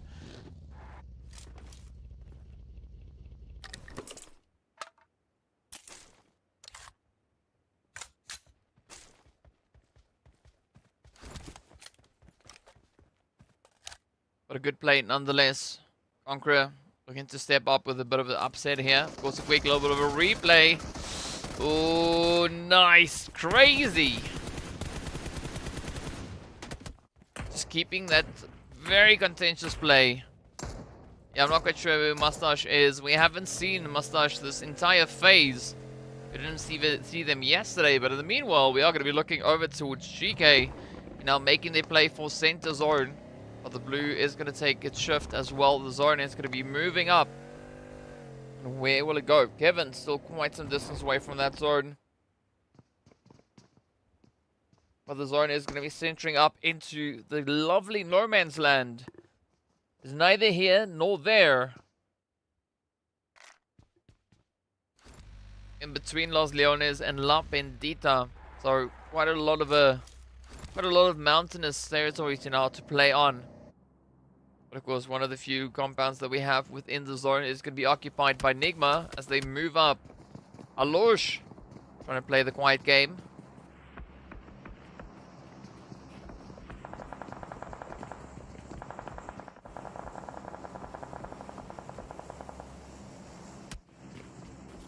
See if Alosh can survive this. They're definitely going to get tested. Vampire coming through with a prediction saying it is going to be GK and Sly. GK and Sly or GK or Sly? Right, because as we know, we can't have both.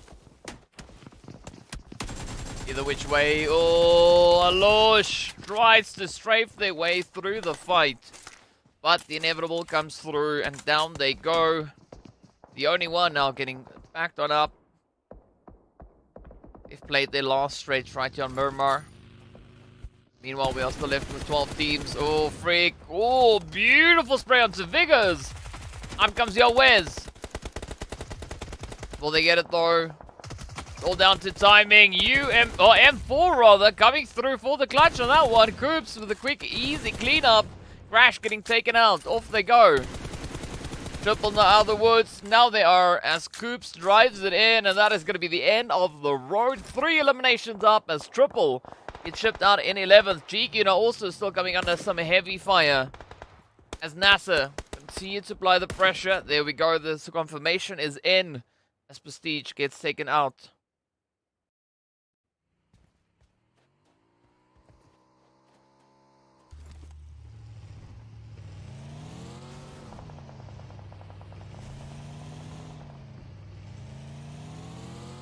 Alright, but the push is up. NASR now looking to get themselves secured within the zone. Moving through the crater. Very similar kind of finish to what we had in the first match.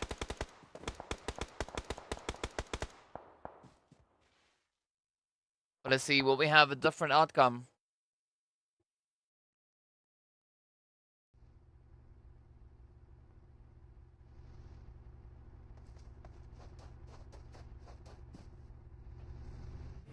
Ellen, it depends on how far away it is that you need to travel to get said snacks. Right, but if you want to attempt it, I mean, you're more than welcome to give it a go. just as we did see the SK-Ton also now giving it a bit of a bash. They're trying to find those angles, those longer range hits. Brute Force holding up in center zone, at least for the time being. We still have 10 teams up. GQ are going to be down to Gorka. Hassan definitely leading with the most eliminations for the day, sitting on 14. Lord Rauf and Krups coming through with some heavy damage. What's up, TS Oxygen?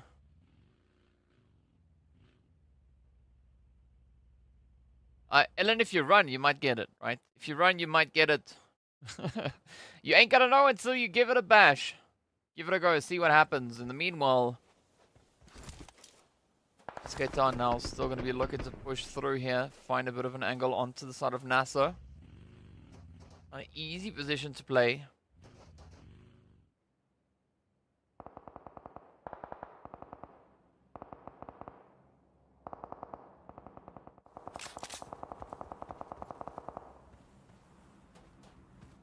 Prestige also keeping a nice timing on that position here, trying to see if they can maybe find the trade, but now Starch is going to be looking to drive it in.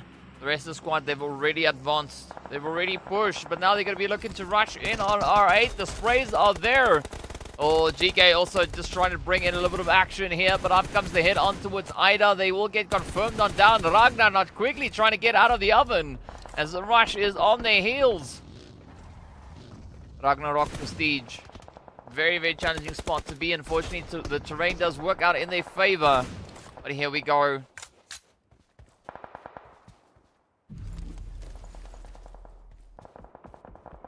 Quick assist coming in there from J7 as well, as they are still looking to play a little bit of a safer position.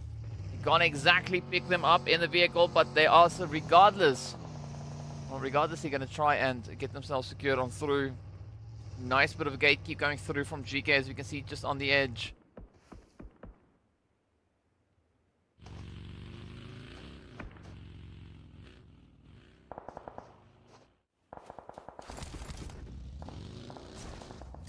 But here we go, a very ranged attempt at this point. The team's still just hugging the edge of zone. No one really going to be taking that plunge for center. Sly pretty close to that, but the same can be said for Brute Force.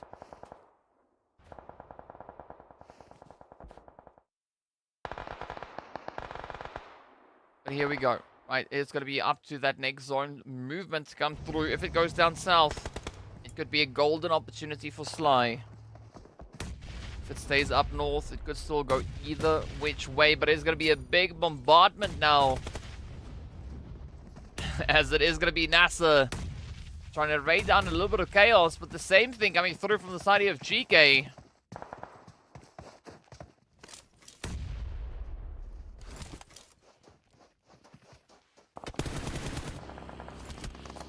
Right, the hits are in. Tiger does find Korka. Down they go. GK getting taken out. GQ rather. Being taken out in 10th. GK though, still up close and personal. Holding on alongside NASR, but both teams fighting relentlessly. R8 though, getting taken aback. As Conqueror Iraq finds the sprays. The Legends also not coming under a little bit of fire, as we can see Osama holding steady. But look at Sansa rushing in. Finds the hit onto J7. Down they go. One down, a few more to play. The health bars are not looking all too great as Xenox then gets confirmed. Spec going to be holding steady, but trying to keep it nice and quiet. Ragnar doing whatever they can to secure those eliminations. Up comes the nade though. Ooh, doesn't exactly find its place. But that does alert GK to the presence of Spec. Ooh, a very risky rotation there from Gaith as they move up. But they are going to be trying to get that spread, right? Trying to cover as many angles as they can. The mollies are out. The flames get super close. Spec now having to quickly reposition. But GK still have a lot of leverage to play.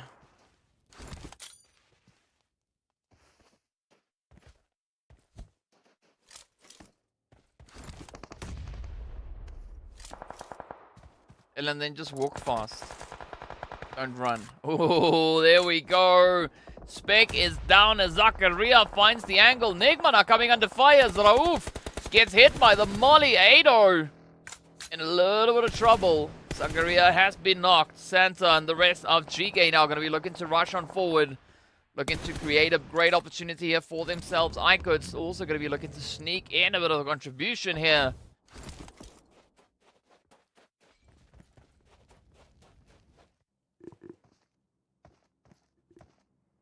Let's see who will be the one to push all the way through to the finish. Down to the final 5 teams we go.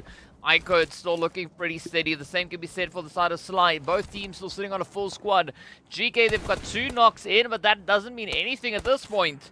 They could still get all those raises in, get themselves healed up and ready for the push. The pressure is going to be on. At this point, Sly sitting very comfortably within that zone.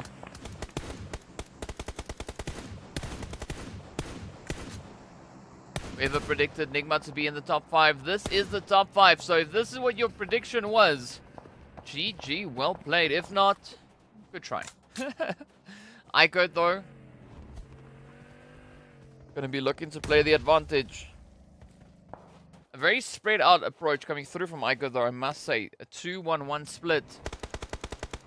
But looking at the terrain is maybe not the worst choice to go for. Nigma now going to be trying to get themselves further in towards that zone. They are going to be looking to retreat back to Coops. Santan, the rest of GK now coming under fire.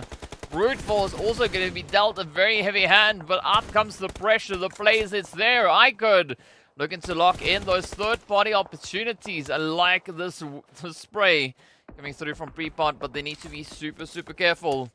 Because Nigma, they are going to be moving in right behind them. GK also not backing off just yet, but the pressure is on. They're going to look to try and find a bit of an opening. Up comes the sprays though. Raouf met. Oh, but down they go. Freak stepping up to close it in their face. Brute Force getting shipped on through. GK now coming under heavy fire. Ragnar not having the opportunity to get themselves back in, but IKURD with the third party does bring in the upset. And off goes GK, having to settle for 4th place with 3 elims. And now down to the final 3 teams. Still doing a lot of dancing this way and that. Coops still alive. The only one left for the side of Nigma. But will they get themselves secured? There's going to be 2 full squads that they have to try to work their way on through. Oh, here we go. Attacker on the heavy hand with that DBS. Unknown and the rest of IKURD now going to be looking to rotate forward.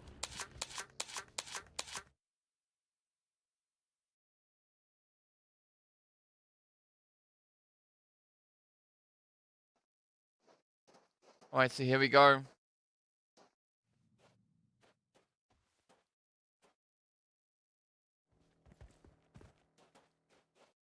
There's a bit of a standoff.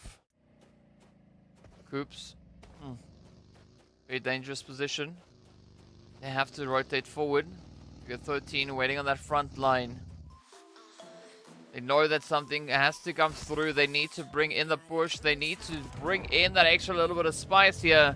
But it's going to be Coops now trying to make a play. Oh, they've been spotted. The heat is on. Let's see who's going to be the one. Yep, there we go. It is going to be Klozik to close that one up. It is going to be Nigma though with 11 eliminations. Getting sent out in 3rd.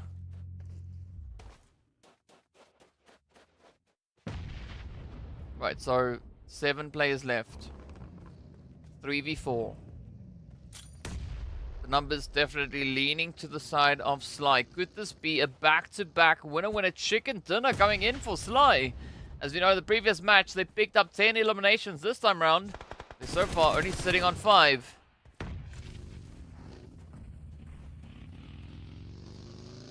What's up, Jeremy? We did have Jeremy in the chat earlier, but welcome back. Oh, look at that! Attacker, beautiful aggression coming through, but now it's going to be the Russians. Steezy and the rest of the crew here look to move on in. Astrod goes down, the final spray is there, and it is Ali getting taken down. The winner-winner chicken dinner back-to-back goes over to the Slime Machine. This time round, closing it up with 8 eliminations through their name, Sly. Just on a completely different level here today. They have found themselves some great consistency, great performances, and another insane winner-winner chicken dinner. Man, Sly, just I like what they're cooking up, right? It is looking pretty hot and spicy. But I want to see what Sly are going to be bringing on through. As we know, Sly are going to be running all the way through to the end of the day, right? So they are going to be playing the upcoming matches still. So we'll see them over on Erangel and, of course, that last Miramar as well. So there's going to be ample opportunity for even more Sly upsets. And what's interesting, though, Sly, they've won every single game that they've played so far today.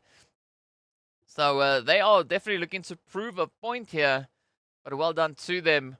Let's see, 11 eliminations without Lord. It is unfortunate indeed, but it is the way it goes. Vampire going through with the accurate prediction again, coming in there saying, you know, with Side taking the dub on this one. A lot of GGs coming through for them. Death Fury saying they top 5-1. I have to scroll up and go take a look at that to see how accurate that one is. But if it's true, well played. Well played. Nigma with 3 players, 11 elims, yes, and of course that has resulted in them picking up 16 total points. But 8 eliminations coming through there from Sly as well as Conqueror Iraq. 6 elims though getting awarded to IKURD and Brute Force. So some heavy plays coming in here. Triple, all 5 points they got. All based on the elims from this last match. So again, a very, very satisfying performance that we had, at least for these top 8 teams. But that means that the devastation will come through over on the second page. ONYX, Quest, and Vision, unfortunately, not going to be finding themselves a single point, as it's all been taken by the teams sitting on the top of the leaderboard. Of course, well, this was the major upset in the beginning of the game. Brah! Beautiful hits, though. Very, very exciting. Quite a lot of sweaty plays coming through in this Miramar yet again.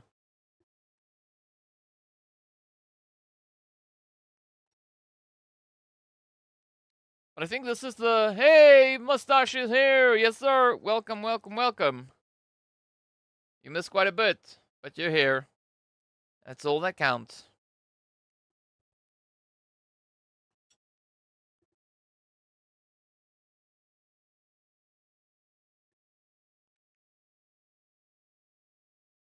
So this was the second super challenging Miramar that we've had here today. I mean, well, we've only had 2, but again, this one also proving to be quite challenging. But Coop's definitely bringing in a very, very satisfying performance. Feeling quite a bit of a heavy hand there yet again. I mean, NASA also put in the attempt, right? They really tried it. They were only able to find themselves those 2 eliminations, but at least they made it all the way up in towards 7th, so they were able to secure those placement points as well. We did see a lot of edge play going through for the zone, or for this match rather. Once we got into around about that 4th phase, it was just edge, edge, edge all the way through. And it of course results in some very, very sweaty plays like we've seen now. Twist needs to perform consistently. Yes, I agree with you on that.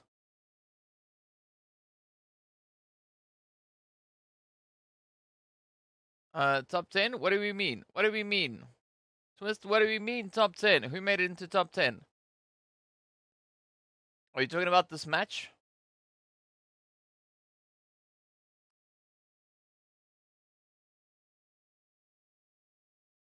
Or are you talking about the top 10 overall? Because, yeah, situation is looking quite interesting.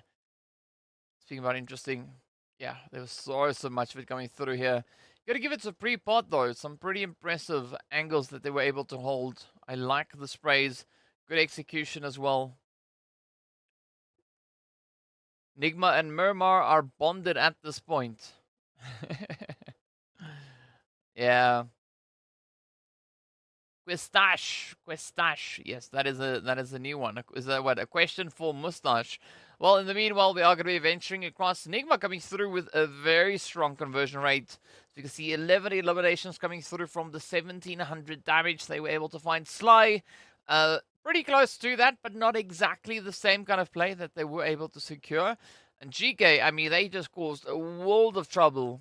But unfortunately, they were only able to find themselves 4 eliminations. So it is what it is, right? Coops is going to be taking the top slot, though, with the most eliminations, the most damage, and the longest hit. So well done to them.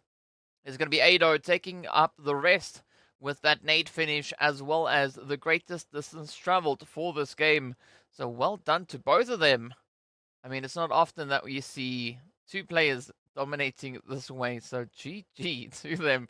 But of course, that also then means that we are getting ever closer to moving into match number 4, right? Of course, if you've forgotten, match number 4 is going to be right over on towards Erangel. So that is going to be just around the corner. So we could find out about that pretty soon. We've got about 3 minutes and a bit of change left till we move straight in towards that. But in the meanwhile, we are going to be taking a look at a quick breakdown here between Nigma and Sly. What's up, Naga? Welcome back. Sly just performing exceptionally well so far today. But Nigma also hot on their heels. We can see those 11 eliminations coming through. And this, of course, is on the back of this last match. The comparison between the two, as Nigma found a lot more damage. But Sly, they were able to secure themselves a second winner chicken dinner for the day. Not quite sure what Mustache is saying on that one, but sure, we'll go with it. We'll go with it, as I don't really understand what you wrote there. But okay, we did see Tua saying that NASR not playing that well. Also, don't know what happened to them. Yeah, it is a little bit odd. Maybe it's a bit of an off day, right? Who knows? I like the fact that Lord and Coops are both performing. Yeah, they are performing exceptionally well. I mean, looking at the overall stats that they've been bringing in, Lord, at least so far yesterday, was the top MVP.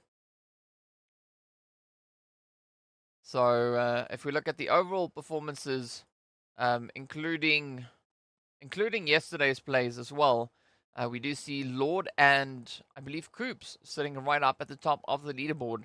So the MVP from west to east. DK, which teams not playing this match?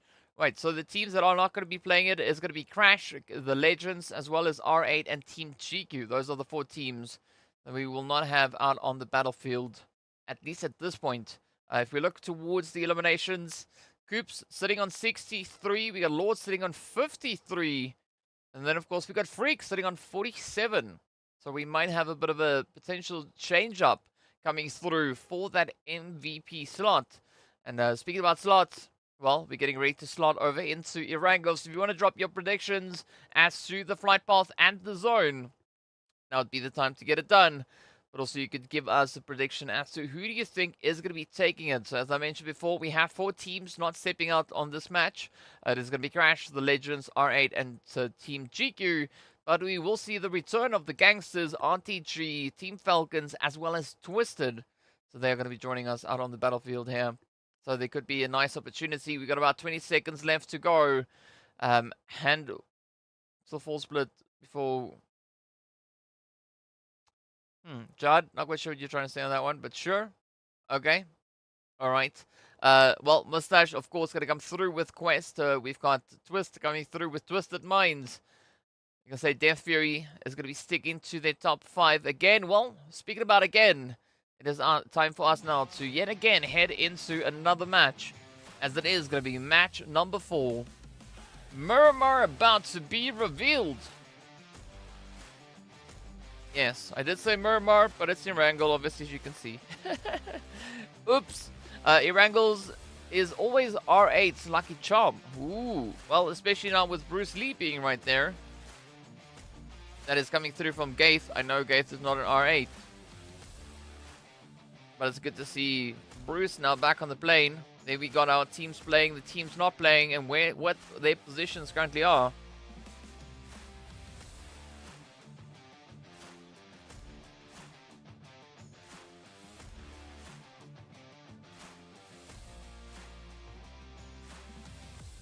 Alright, so Yuri, gonna say Nigma or Twisted this time around. Alright. Fair choice. Twist saying they want a midi zone. I mean, it could happen. It definitely could happen. We don't know just yet, but we'll find out soon enough.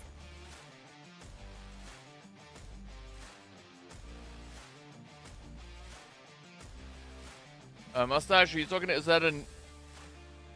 Is it a new one that just recently launched? What? The Guardians of the Galaxy 3.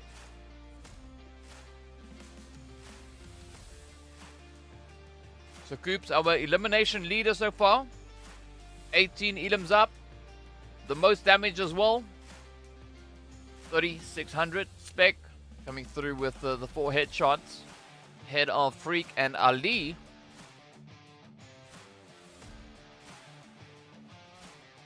Coops now getting contested there by Lord and Dami for the knockouts. What other stats do we have? Ooh, yeah, the longest head. 396.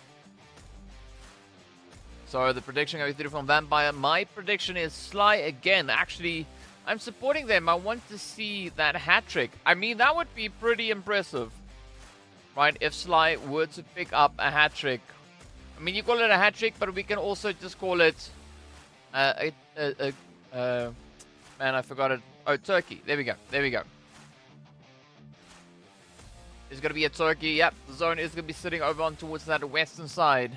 Death Fury going through with Nigma, Sly, R8, NASR, and Triple for the top 5. Yep, the zone is indeed perfect for Nigma. Welcome back, Ellen. How was your jog? Not a run. How was the jog?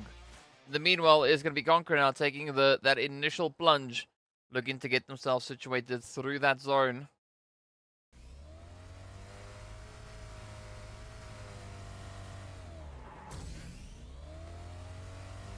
Alright, so as I mentioned before, we have a few teams playing and a few others not. Quest definitely is playing, but they are yet to make any decisive moves at this point, as we are finding them on the edge of zone just south of Potato Hill. And so saying, DK, my prediction is right. Great. Let's go for it. Right, let's go, let's go, let's go. We have Oxygen saying SC and Alpha 7 wish they had signed Coops. Hey. Imagine Coops and Alpha 7. Yes, crazy, crazy, crazy, right. Who will be the best? Who will be out? Oh, okay, so who would Coops then replace? That's the question. Speaking about questions, there'll be no question as to when this next zone will be moving up. As you can see it now being just a few mere seconds away from starting to get a move on. And that is going to mean that we will be seeing quite a few teams now resorting to those rotations.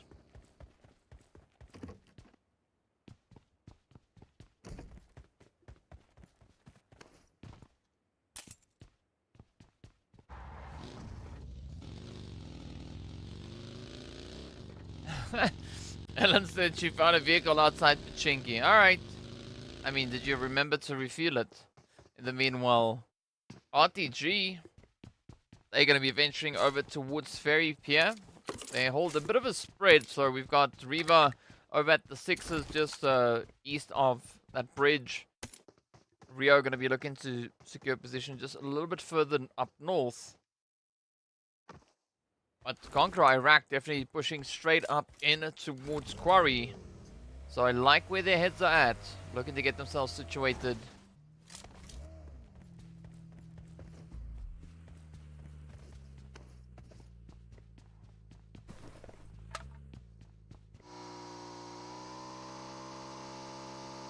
Everybody anything on 7 is just quoted. Okay. Okay.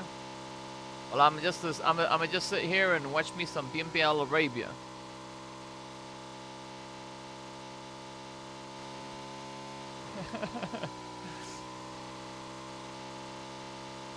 Alright, so in the meanwhile, it is going to be a play still. Quest.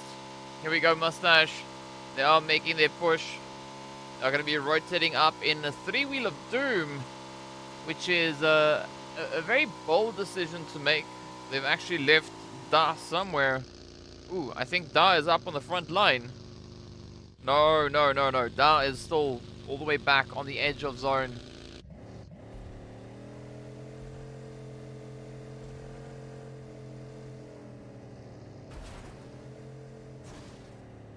Alright, NASR been having an amazing day. I love the enthusiasm coming through there, Saturo. But yes, in the meanwhile, Quest, they've pulled up alongside Conqueror. So we could see a little bit of that QQ coming through between the two.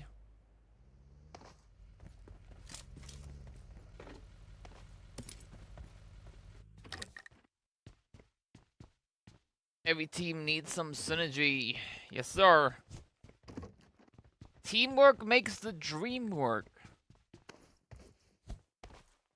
Alright, so now we're just going to be waiting around for our first bit of altercation to come through. The teams are now all just trying to get themselves situated towards that western side. I guess to see if we're going to have an Everest zone, an Everest finish, maybe Chopsticks, maybe Gatka. I mean, I know Gatka and Chopsticks are really close, but either which way, you know, I would still go, or rather settle for either, ooh, or maybe even Ruins. That could be exciting.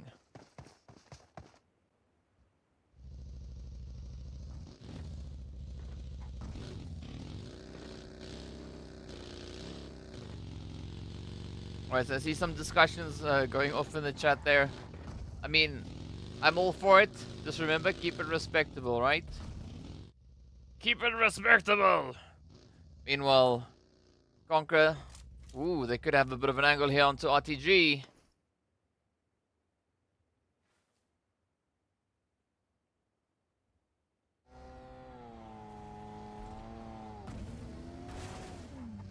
Ellen, who are you gonna buy a mustache? Who are you gonna buy a mustache for? Alright, Sly, they're gonna be pushing in, still heading towards the zone. They are rotating up alongside Twisted and the players from the only one up north though. You see Brute Force and Falcons also trying to find a bit of a way up in towards this next zone. I like that setup though for Falcons. It could be a beautiful bit of a gatekeep, maybe coming through. We do see Cube then also being occupied by the players there from... Well, actually, that is going to be the ONYX Ravens holding on to that position. I like Sanji now venturing up onto Everest. Oh, it's going to be North George. It's going to be a North George. Oh, yes. Oh, yes. Oh, yes. This is what we need.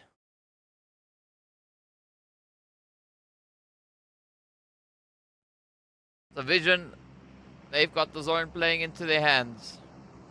The same could also be said there, possibly for the side of the GANGSTERS, as they have the luxury now of getting themselves situated. Quest going to try and pick up a quick trade here with IKURD, as both of them are going to be rotating on through.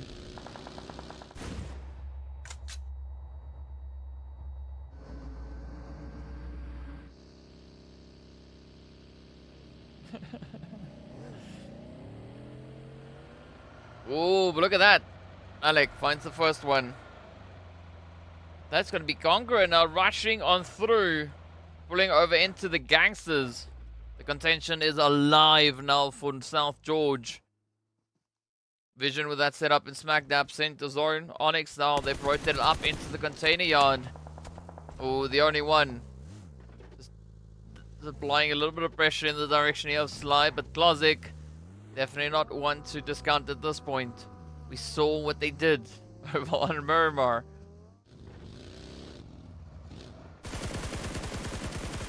Oh, come on. Come on, Brute Force. Get it.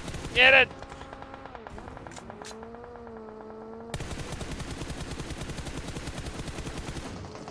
Oh, come on. What's the outcome going to be of this one? What is the outcome going to be? Will it be Sly? Will it be Brute Force? Ooh, ready, Zakaria. Oh, it's a fair trade on either side. Steezy goes down as well. 13 getting picked up and down they go. Oof. Now that stings.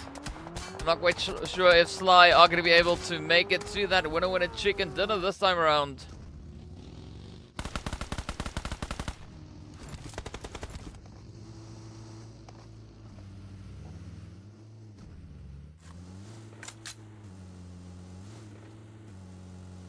Alright, the only one keeping it nice and quiet as they rotate up. They might still have a bit of an angle over on towards Brute Force. Meanwhile, we can see, oh, look at that, RTG Going toe to toe now with Kante and the rest of the crew here from Quest. Kante is still alive. Maybe holding steady. Will we see that push come through though? Ooh, it's going to be dangerous. Kante now makes a run for it. Which way are they going to go? As the zone is going to start centering up, but Kante could actually pull all the way up into Twisted.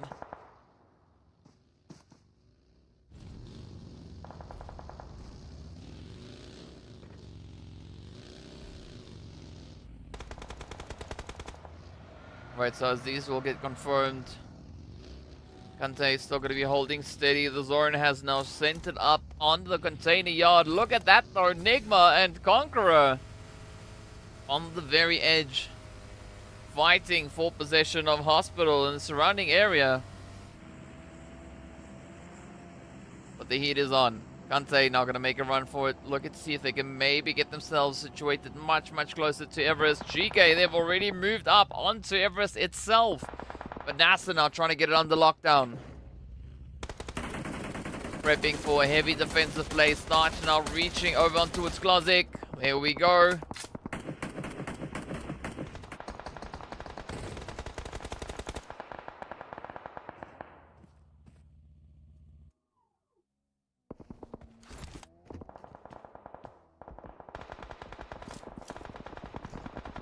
So RTG now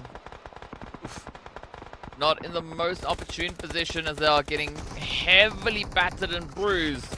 Aram also now trying to hold it up, but they get met with a beautiful DBS. Luffy and the rest of, the only one finding the angles. Ezra trying to bring in a little bit of that suppressive fire for Ali to escape.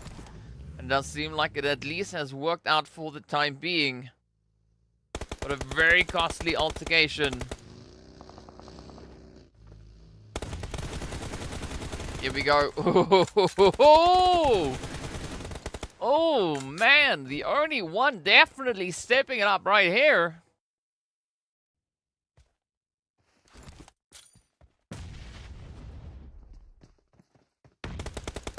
Oh, I love that reach from Luffy. Phenomenal nade getting delivered onto the doorstep there of Ali. Could this next nade be the one to close it up? It's going to come close. Bounce this side, bounce that side. Ooh. But it's not over just yet. Oh, but now it might be.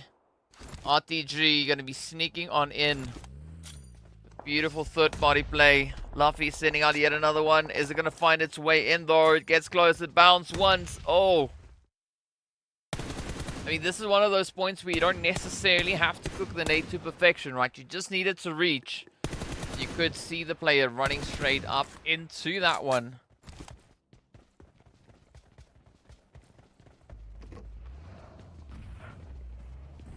There we go.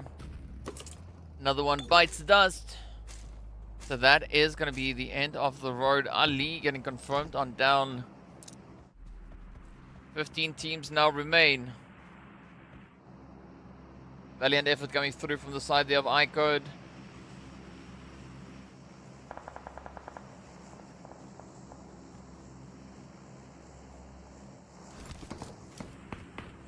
Alright, here we go. Ooh, look at this Overwatch.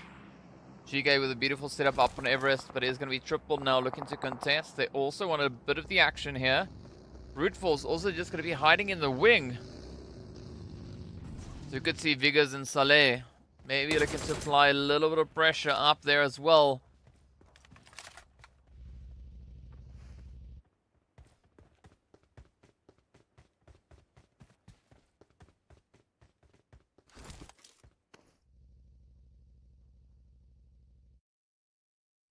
Right, a little bit of a splash coming through for the side there of Falcons.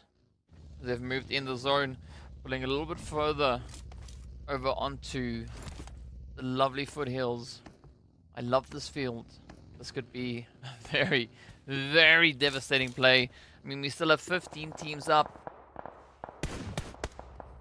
Galaga already sitting on 330 damage. Goop's not too far away from that. A Brute Force. Look at the challenge that they're facing here. Yes, Jamir, I agree with you on that one. This is going to be a hella sweaty play. Now it is going to be the only one having their turn at taking quite a bit of damage. Twisted sneaking in with the hits. We got Nigma also applying a lot of the pressure. Triple finding the angles there on towards Brute Force, as Brute Force are trying to secure themselves up in towards the zone. Oh, but Zakaria, unfortunately, will get stopped in their tracks. Ado still up and able.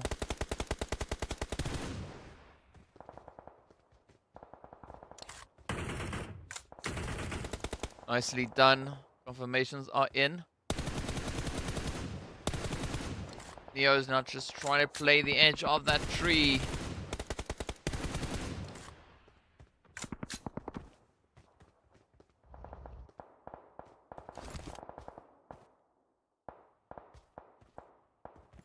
The only one also now in a little bit of trouble. As you can see them down to one. Nigma definitely finding quite a bit of leverage up towards them. Geekay still sitting quite pretty up top. Could maybe find a play down on towards RTG. So I'm curious to see how that one is going to unfold though. In the meanwhile, it's going to be triple testing the water. They don't want to get too exposed. They don't want to overextend themselves. Oh, but look at this. Look at this. Oh, nice. Ragnar finds Freak. The first one is down. There we go. Rauf though coming through. Freak. Oh. A little bit of trouble at this point. Nigma down to 2. It is going to be Lord holding steady. Down they go. And that is going to be Nigma getting wiped on out. Shipped out in 13th. 5 eliminations to their name. Oh, triple are rushing in on GK. Gaith getting picked on down. Wowzers. Alright, so here we go. Hope. Trying to see if they can maybe find some response to what just unfolded in front of their eyes. So laying the rest of triple on the approach. Oh, here we go. Hope getting ready, but down they go. Triple. Now this could be their chance to rise up and claim areas for themselves, but they have to move up yet again as the zone has shifted up in favor of NASR.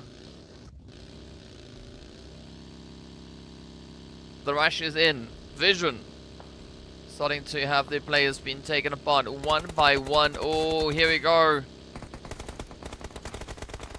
Nice, nicely done. Down goes Ragnar. And that is GK out of here. ONYX Ravens doing a good job on the edge of zone. Or the edge of the container yard rather. Brute Force will not succeed. They will not advance. Down to the final 10 teams we go. RTG still sitting with a 2-piece up. It is going to be Galaga and Groza holding up on the front line. Quest down on 1. Sly on 2.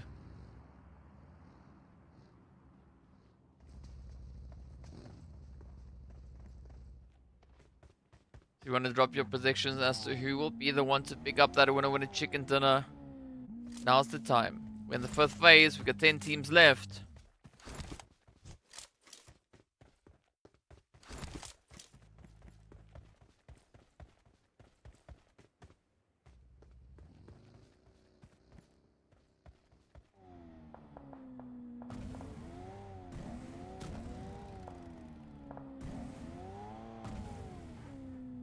Right, so RTG now still just trying to utilize the most of the terrain. Trying to get themselves looted up as well, but I mean triple, they still have to rotate forward. They can't expend too much time up north.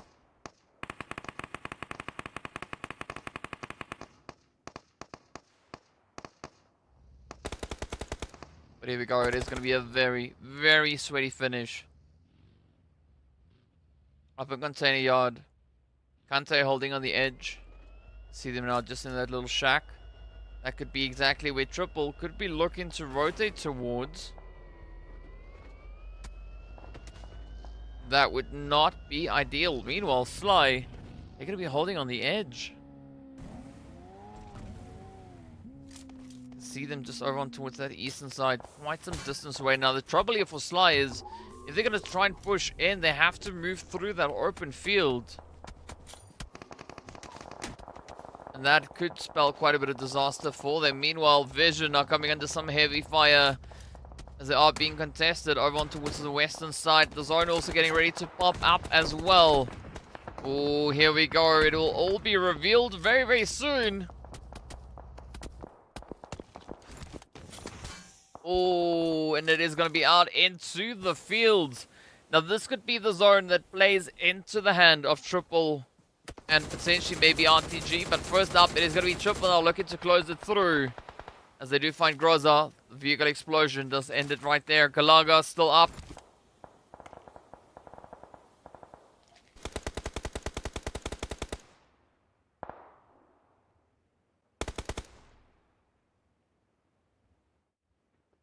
Twisted still also trying to gain a bit of ground here. Moving up into the container yard. Sanji is going to have very limited options with regard to that vehicle's movement. Here we go. Come on, who's going to find it though?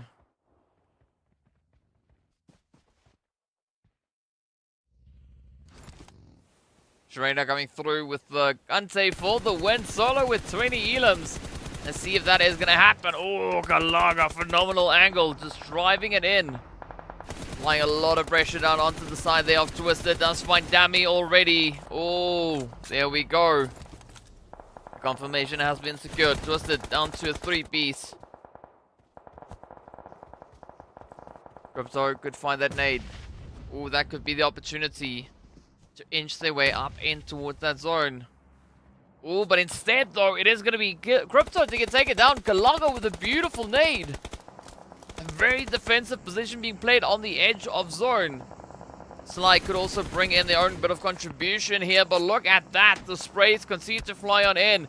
Galaga now trying to survive. Quickly trying to get that res up into Groza. But the ONYX Ravens are not going to let down on that pressure just yet. Oh, the gangsters though find it up onto Vision. It's going to be Volta getting taken down. It's a quick trade. Bandar still alive. Safe trying to sneak in for that res. Here we go, the push is on. Oh, but quick trade from Sanji. One down. Few more to go. That's Scar doing quite a bit of damage, but the rush is in and Vision run themselves right out into that lobby. NASR also now coming under fire. Falcons under fire. Everyone feeling the pressure as the heat has been dialed up to 26. 5 teams essentially fighting for possession of this container yard. But only one will be able to make their way out of this position.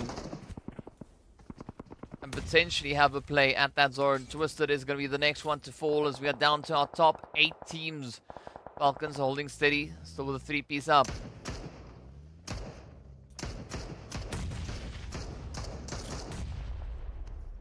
Gangster's going to be cooking it up as well. Waiting for a bit of an opportunity here. It's all going to come down to timing. It's all going to come down to how far the zone will be moving and where it's going to be forcing their hand.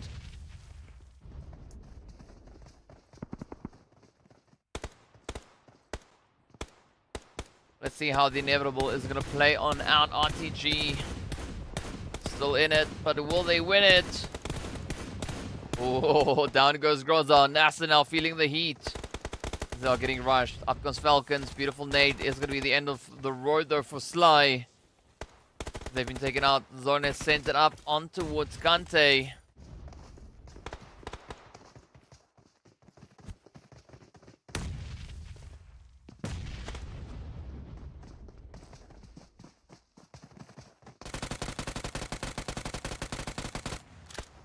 Alright, so Malik now doing a little bit of fishing. Trying to see if they can find the Mar. Anything similar to that that could resemble a few of those hit markers. Up comes Boy now. Trying to see if they can place that nade on point. Ooh, out goes the first one. It is loose. No, doesn't exactly make it all the way through.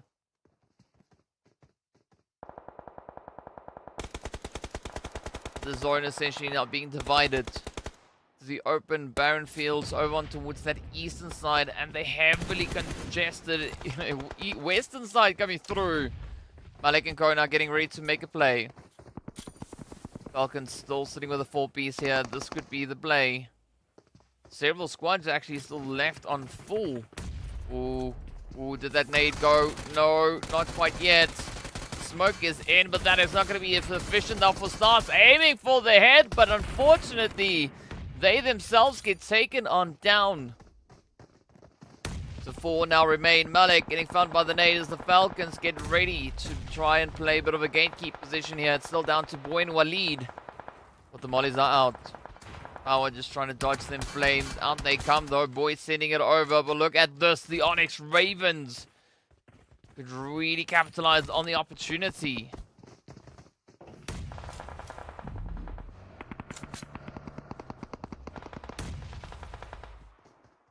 Oh, there we go. Gangsters now getting taken right on down. Kante not surviving that last little bit. We did see Triple now just rushing for the blue zone. Is going to be eating away at the health bar here for the Gangsters. This boy is trying to heal it, but the ONYX Ravens are coming under fire. Down they go, and it's down to the final contenders. Falcons holding out in the field. ONYX Ravens not making it out. This could potentially be a 4v4 battle to the finish. Team Falcons and Triple. But the position definitely in favor here of Triple. Got the zone, they've got the angles, they've got the numbers. All they gotta do now is just survive it and apply the pressure. Meanwhile, it will be Ali to be found next. Ooh, the shots connecting through here from Yusuf. This could be dangerous.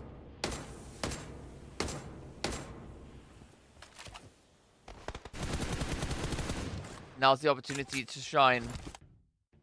Wiz holding a very steady angle here. The rest of Triple, I mean, they don't seem to be all too phased, right? They want to try and get themselves up on elevation. But here we go. Falcons still in a full squad. Now having to rush on forward. This could be the opportunity to maybe overpower Triple. They are prepping up for the action. Triple sitting on 11 elims. This could be quite a satisfying play coming through from their end as Big as Nakwiki tries to heal themselves back up, but it's going to be Falcons in a world of trouble. 3 already have fallen. Yusuf now the final contender left to rush their way on in. Out in the open, the spray could come through, and that is exactly what happens as the winner chicken dinner gets sent over to the side of Triple Esports. Locking in an absolutely phenomenal performance. 15 eliminations to their name. What a glorious run that has been. Triple Esports in for the dub. In for the victory. Looking to secure themselves the win there. And of course, that was their first winner chicken dinner for this phase as well. So glorious play coming in. A very well-deserved winner chicken dinner for Triple Esports. There we have it. Right there, we have it. Game number 4 done and dusted. We still have one more to go, right? One more Miramar.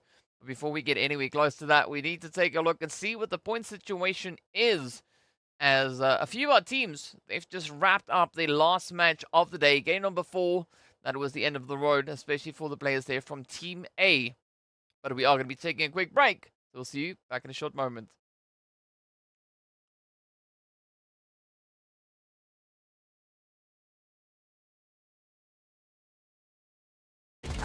Spec finds a 1v1 and Spec dudes. He spots out 1, gets Jason, spots out 2. That was a pretty impressive beat. Oh, gets 3. Good. Down to 1 HP. Unox will get that first aid off. His bullets can help out. He's got less clips. He's forced to do it.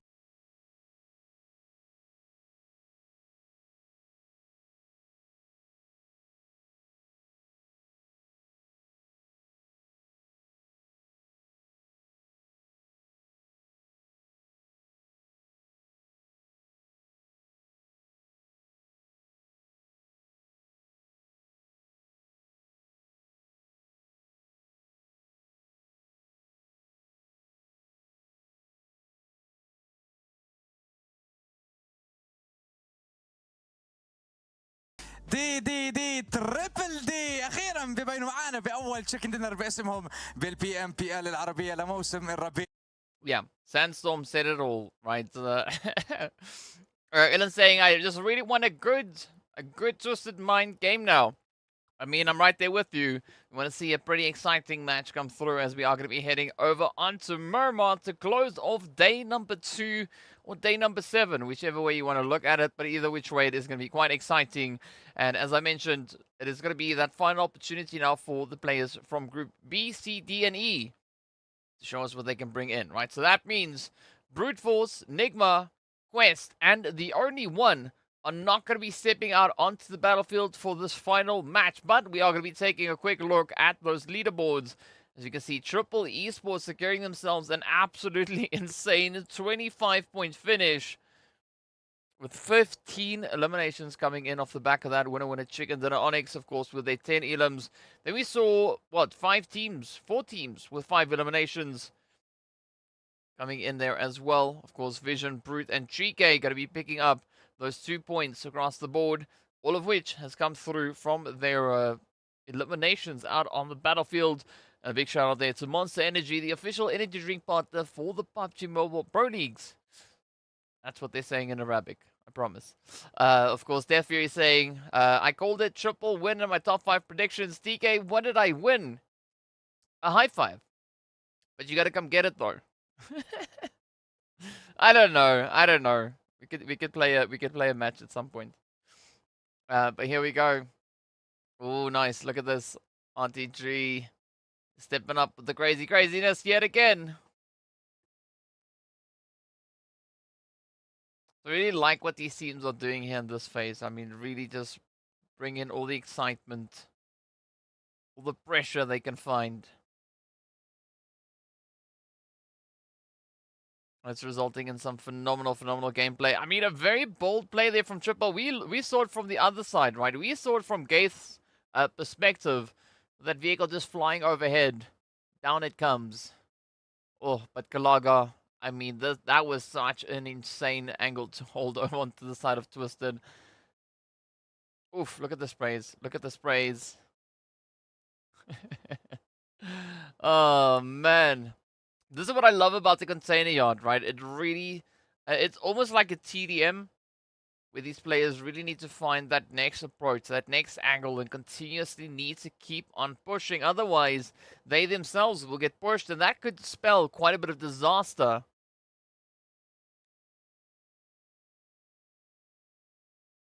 Yeah, some great time shots coming in here.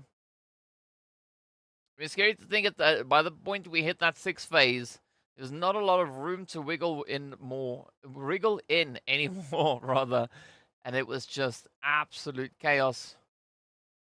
Carnage and mayhem all over the place. But you got to give it up to Triple. I mean, they just held steady. And this push coming through from FALCONS trying to cross the road. So exposed, but they just let loose, ripped it up. And, oh, man. What a bloodbath. But a very well-deserved victory coming through for the side there of Triple. And Vega's the one to find the last spray, the last little bit of action. It was Yawez, though, to come through with the most elimination. We got Kalaga taking the most damage. Yawez again with the nades, though. It's going to be Volt with the longest hit, and Neos to secure the longest distance traveled in this past match. But there we go. There we have it. Stats are starting to come on in.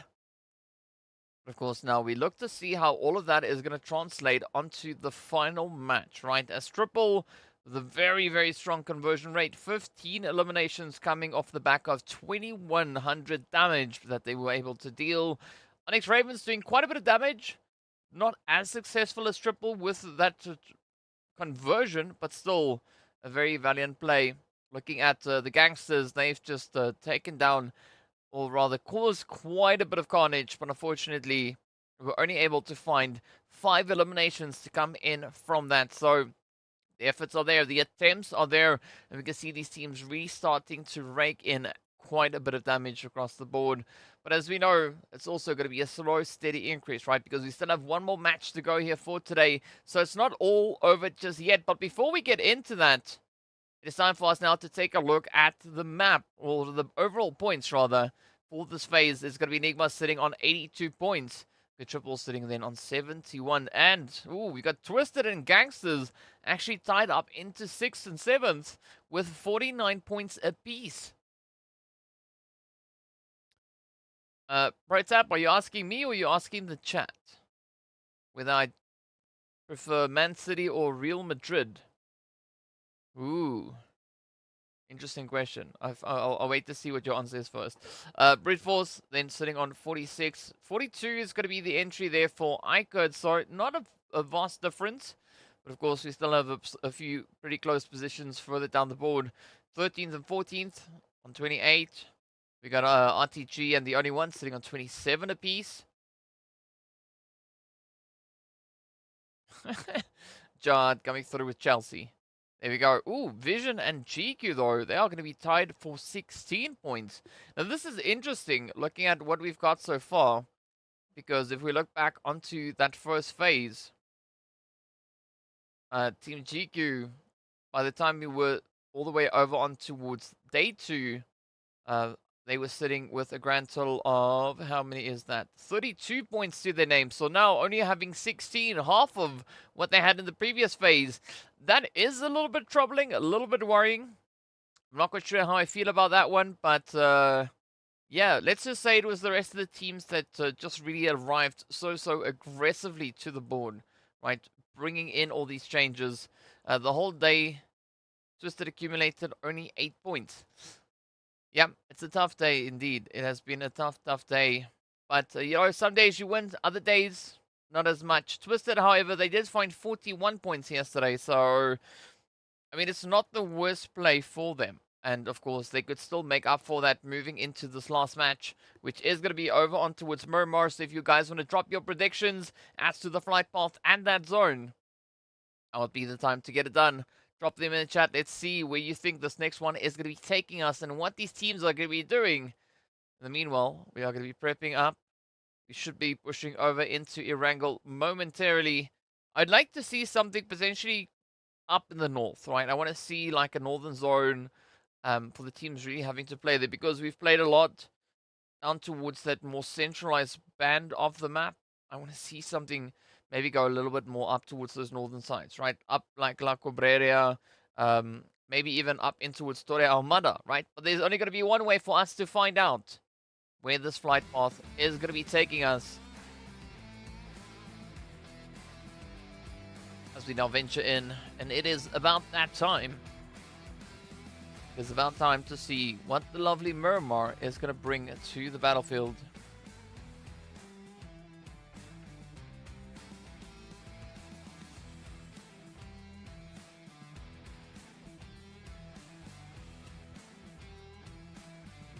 Ooh, Elowin saying that we're going to go to Stolba.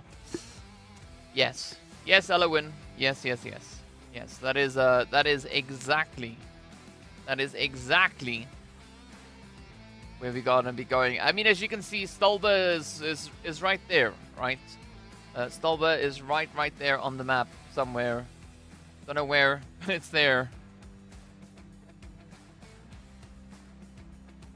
So if you want to give your predictions, drop them in. Let's see how this one plays out.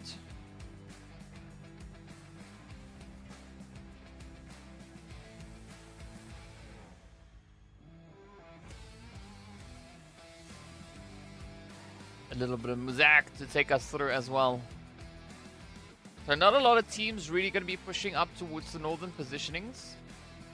Yes, sir. There we go. AKA Campo Militar. I mean, well, Crash, they've already now looked to find a bit of occupation over there. I guess to see whether or not the zone could be centering up there as well.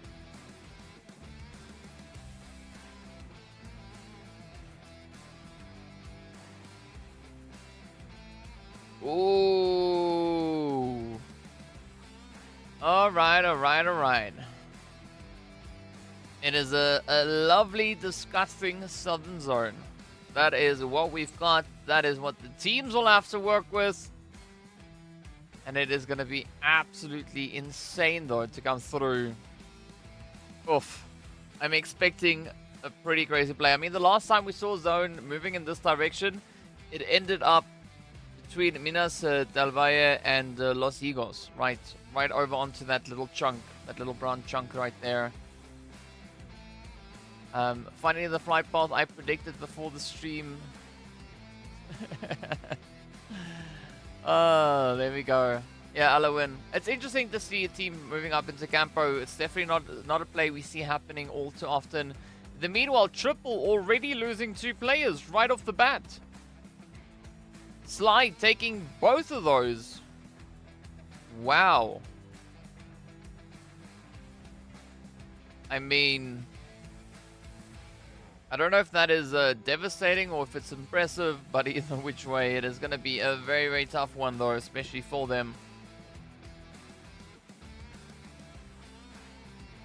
So we're looking to see where this next, where we are. We're going to be jumping towards first up.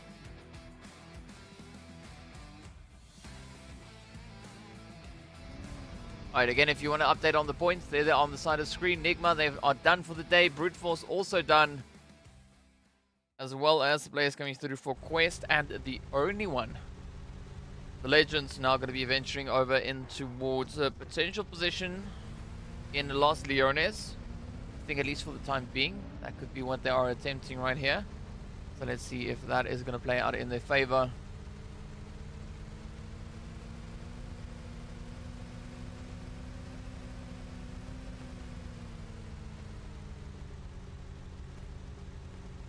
Right, nice, slow, steady push. Zone also going to be starting to close in very, very soon. So the ONYX Ravens and, of course, Crash, they really need to get their butts all the way down towards the zone, right? They have a lot of distance to cover.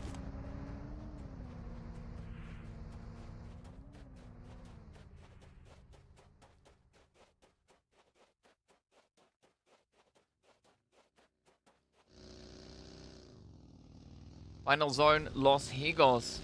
No cap. Goodbye. I mean, Sharena, I wouldn't say no to that one. Oh, but look at Sly. Yeah, this is how they got those knocks in the early game. Oof, Attacker again with the shotties though. I mean, it's just so devastating looking at, you know, at these plays coming through. But also very, very exciting at the same time. Alright, so we can see the team starting to make their way on down. Trying to find a bit of a positioning down on towards that southern edge. But it's going to be a very long trek, especially looking at where the flight path was. I mean, it was up north. And, yeah, every now and again, PUBG gods like to throw a bit of a spanner into the works. Give the teams false hope. It's like, you know what, you're going to be fine up north, but while you're there, you might as well just travel all the way down south, because why not, right? It's going to be super exciting, it's going to be super chaotic, crazy, and everyone's just going to love it.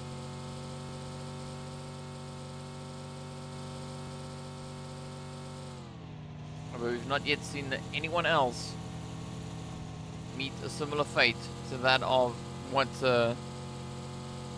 side of Triple has experienced right in the start of the match. Just to see where Crash are going to be going though. Maybe for very southern approach, maybe all the way down in towards Puerto initially, or trying to play along that southern coastline. Could be somewhere around about there. In the meanwhile, oh, Riva though, getting uprooted, ripped out of that vehicle.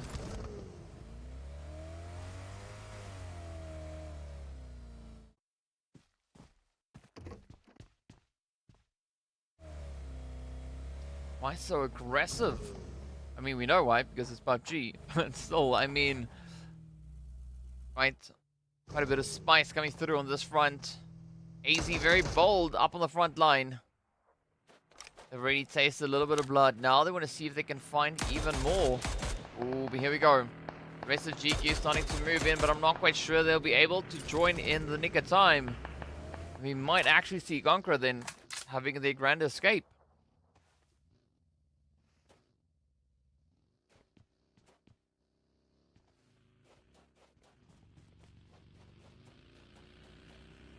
But regardless of that, we are going to look onwards as GQ now make a push. They're going to be heading down on that southern edge. Ooh, it does look like they are going to be at least trying to play a bit of a position on towards the east there of Los Leones. Very similar to where we had the players there from Nigma in the previous one. But as we know for Nigma, well, the zone didn't really allow them to stay in that position for very, very long. Meanwhile, Falcons up north. I'm not quite sure if you could call this a gatekeep opportunity, but they are definitely ahead of the ONYX Ravens, who are going to come strolling on in towards that zone. I would have crashed that tree. Just imagine you crash over... It's so annoying that these players are so good at everything. Aim, spray, movement, and driving. Ellen, I mean, it's a reason. There's a reason, right? A lot of experience and practice has gone into them being here. But yeah, it's good to see all those skills now just being flexed out on the field as well.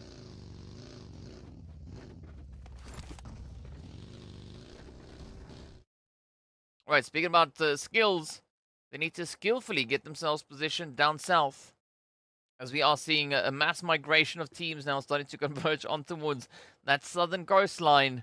And that only means one thing, right? This is going to be one of the sweatiest Miramars we've seen to date.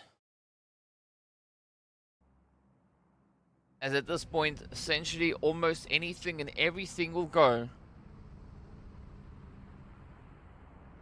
Zone now just staying a little bit further on towards Chumacera, but I like this actually because this terrain that it's moved into is very similar to the map of Sanhok, right? So I think it is going to be quite entertaining once the teams really get themselves focused in. I mean, of course, Saif is going to be looking to flip their vehicle the right side up, because that's the way up they were designed to move.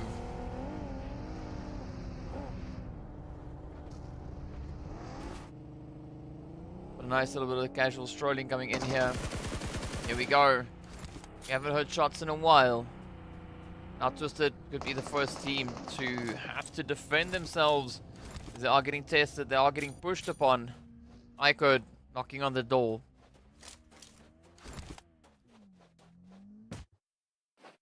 Or will they be granted access? Or will they themselves get denied entry?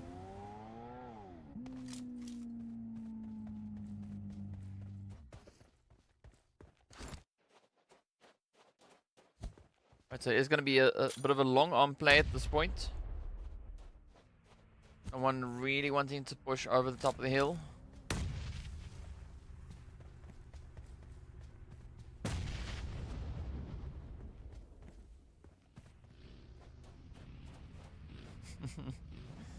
And then maybe it's not the car, maybe it's the driver, right? We don't know. It could be so many different things.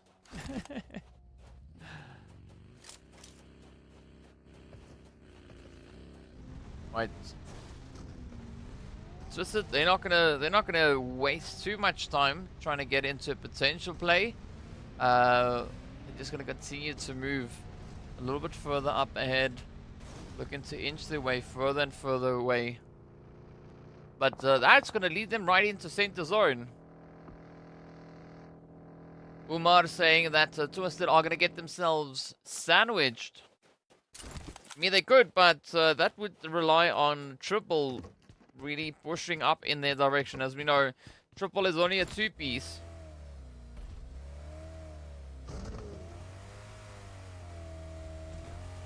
So, I'm not quite sure if that is necessarily going to be the play at this point.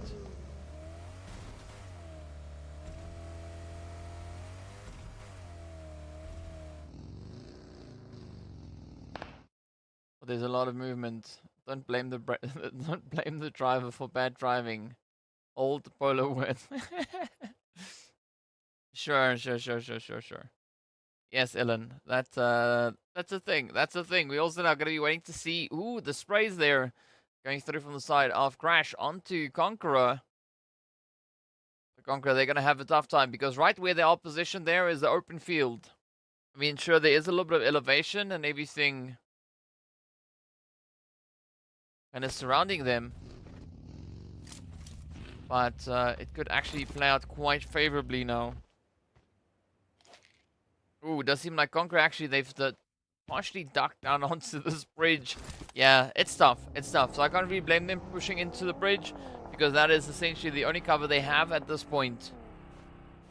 So you got to try and make the most out of the situation.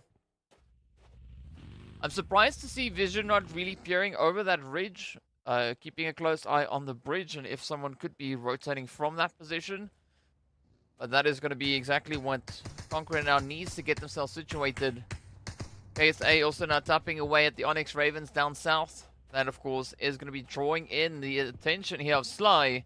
They've already had themselves 2 glorious winner-winner chicken dinners.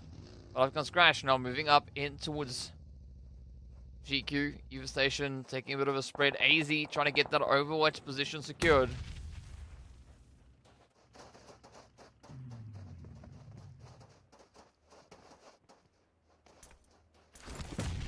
Oh, that bounce. That bounce.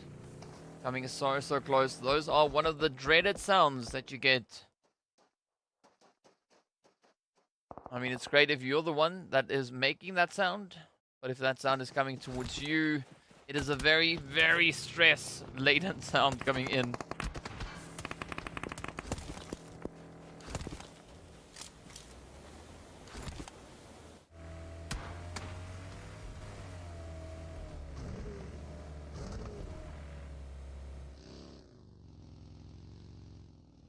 It's a slow, steady push. The predictions coming through there. RTG, Twisted, Geekay, NASR, and R8.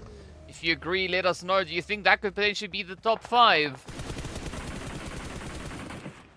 I mean, those are, of course, casters and analysts' prediction as to who will be winning the match. But here we go. The sprays are in. You can hear the shots now. Just getting hammered on through. Oh, here we go. Nice little bit of a spray there. Scratch on trying to keep the pressure up with Sly.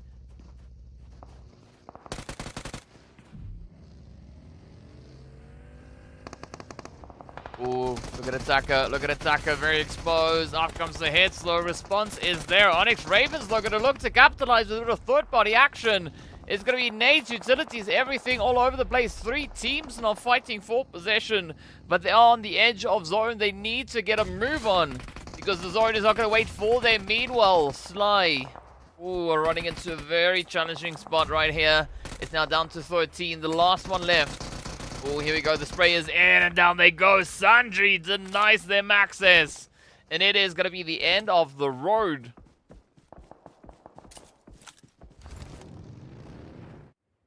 So our first team to fall is going to be Sly, getting sent out with 2 eliminations to their name. But where will they place on the overall standings for this match? The match rankings.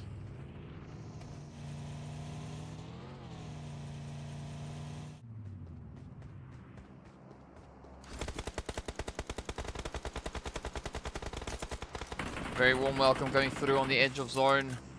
Got a few seconds left. It is going to start moving up. ONYX Ravens, though, get eliminated. Down they go. The next team down. Yusuf still going to be holding steady.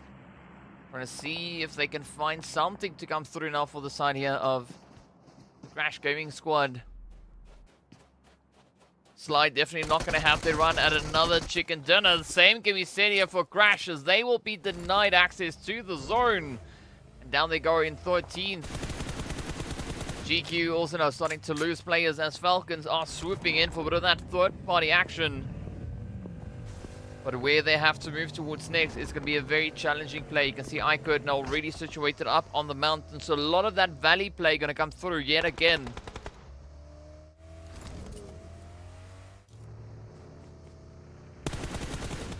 Oh, come on. GQ not just trying to ride these ridges. FALCONS also slowly just skipping and hooting their way on forward. Yuri, yes, this is indeed the last match of the day. Game number 5. Oh, Roronoa. Welcome to the chat. Who do I think will be the team to win? Let's go for a crazy one. And I'll say either Twisted or GANGSTERS. Based on their position of onto the edge of zone. Right, that is what I'm going to go for. Let's see what is going to happen though. I could still play quite a bit of leverage down onto the FALCONS.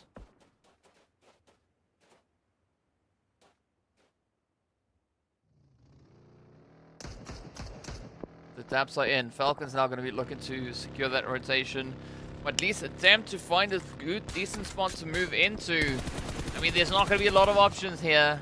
There's a very open terrain to play on. Oh, there we go. There we go. It's in. Oh, S-Rod goes down. Aram could be there to provide that backup, but the send is coming through from Falcons as they start to send the hill. Looking to push in. You can hear the vehicle up ahead. Oh, will they get it though? Goes for the confirmation. The first one is down. Of course, a little bit of that repayment now getting brought on in as well.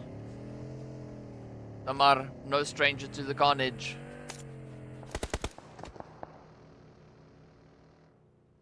CONQUEROR though being met with a bit of aggression here as well. Oh, nicely done by Crazy. Get it in, but they pay the ultimate price. As they get confirmed on up, or rather knocked on down. Vision could get third party here by IKURD. I mean, Ali now trying to decide which side is going to be the better side to take the fight. There are so many options. So many potential plays that could come through. There we go, the opportunity to strike is there. Lath. Oh, there we go. Shots are in. Dika not finding that hit, but up comes Saif now. This could be the play. Dika trying to hold on. The vehicle comes flying up past them. Oh, cheeky trade, but down they go. It is going to be Saif to get it secured.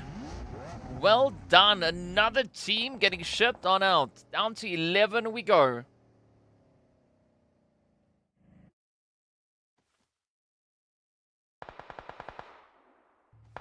Jihad saying that Vision is going to take it. Twist says it's either Twisted Minds or NASR to take the dub here.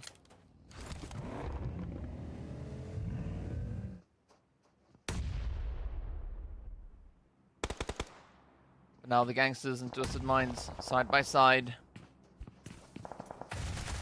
Trying to figure out who's going to be the one to reign supreme. To take that play. And maybe secure themselves the clutch. The rush is on. Crypto now having to defend alongside the rest of the team here. Oh, but up comes the pressure. There's now going to be the players from Gangsters pushing in. The Molly's not going to make it that easy for them to survive.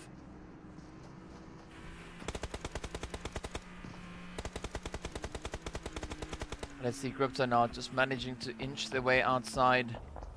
Slowly creeping up, listening to the noises, listening to the sounds. Oh, could this be it? Yes, Crypto gets the hit.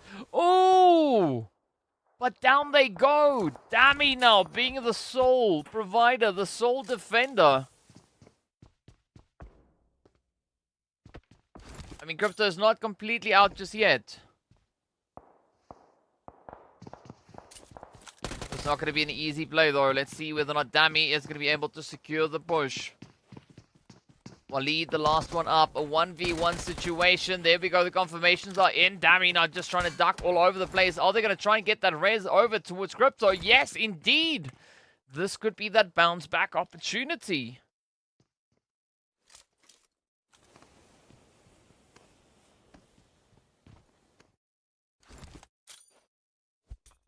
It's all going to boil down to the last few plays. Right, the nades trying to get sent across again. Shiku trying to make their stand. Looking for the opportunity, looking for the chance to get a bit of a foothold in towards the zone. But it's a very, very challenging position to move in from. As they are on the approach here. Could lock in that angle.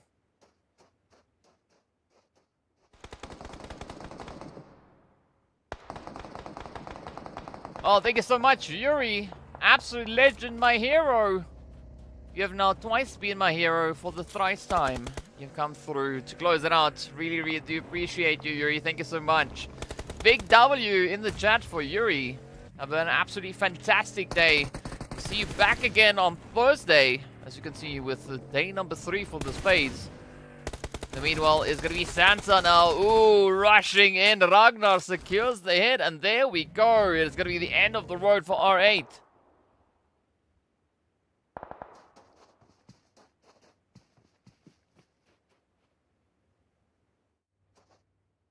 Still a lot of opportunities available here for the teams now. Down to the final 9 we go. Ooh, that hit is on. And we have it. The opener has been created. Are the Falcons going to look to rush in yet again?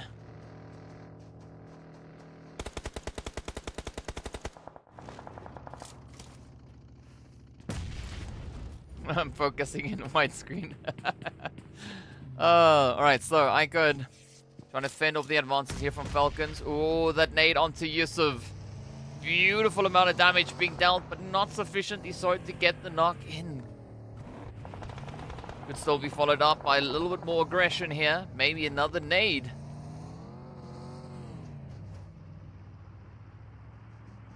But up they come now. Falcons looking to get that breach in. Done quite a bit of movement, quite a bit of moving, quite a bit of traveling to get themselves all the way to here. It's going to boil down to the last little bit.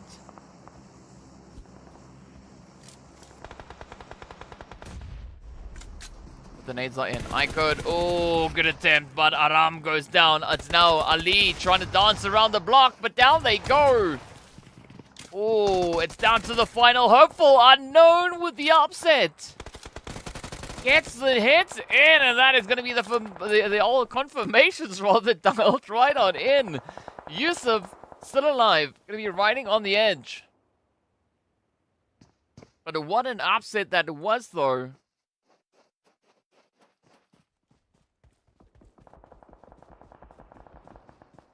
Alright, Gorka, the rest of GQ also now going to be looking to push a little bit further forward. They are moving through that southern edge. They could get a bit of a jump here on the side of triple, but they are going to be looking to time this one real well to see if it will result in a bit of an opportune play. Of course, the tires getting popped as well.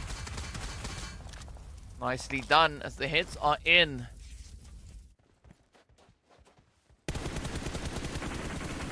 Oh, Yusuf. Oh, there we go. AZ sends it out, and that is going to be all she wrote. The end of the road has been secured.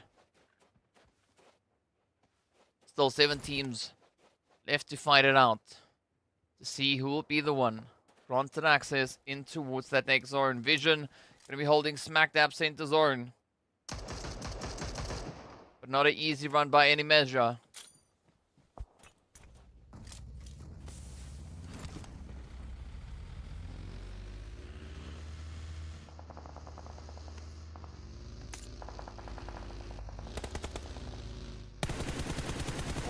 Go.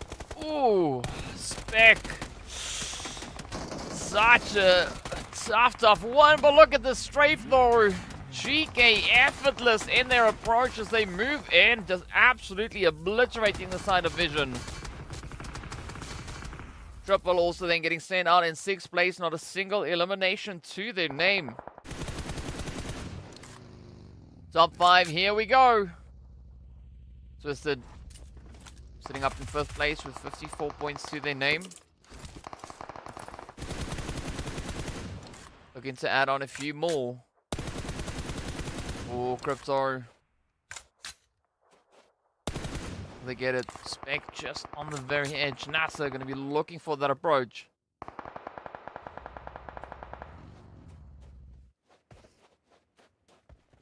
Gorka and GQ still up on the ridge line. Come on, where are they going to make it though? RTG still in the mix here. Still sitting with a full squad. NASR, RTG, the only 2 teams with a full squad at this point.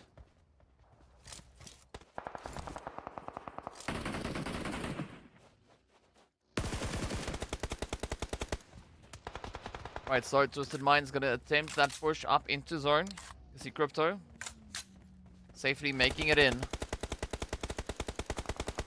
Dummy now moving up as well, but Dummy has been spotted. Down they go. It's the MG3 to just let loose. Xenox tries to get the confirmation, and there it is. The end of the road for Dummy. It's down to Crypto. Oh, Crypto goes down.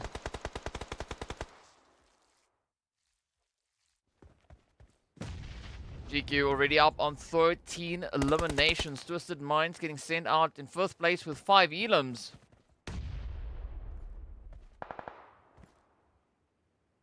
Down to the final 3. It's going to be NASR, GQ, and then, of course, the players from RTG. NASR, they've got the spread over on this western side. Good strong coverage off the zone as they start their approach. Xenox again with that MG3. Gotta be careful of that reload.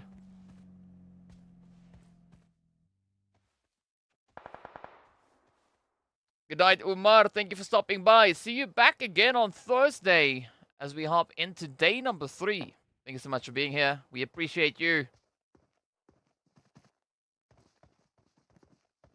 Twist with a Moise rather with a prediction there for NASR. Come on, Xenox.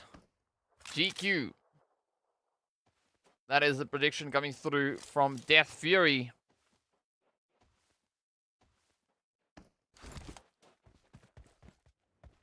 It's the final standoff here. Teams trying to see which way it is going to go. Question is, will GQ let... Well, yeah, will GQ get the 19 bomb? I mean, that is a really good question to ask. Let's see whether or not that is going to be the option. They are sitting currently on 13. There's still 8 players contesting them for this winner chicken dinner. So they could potentially still get 21.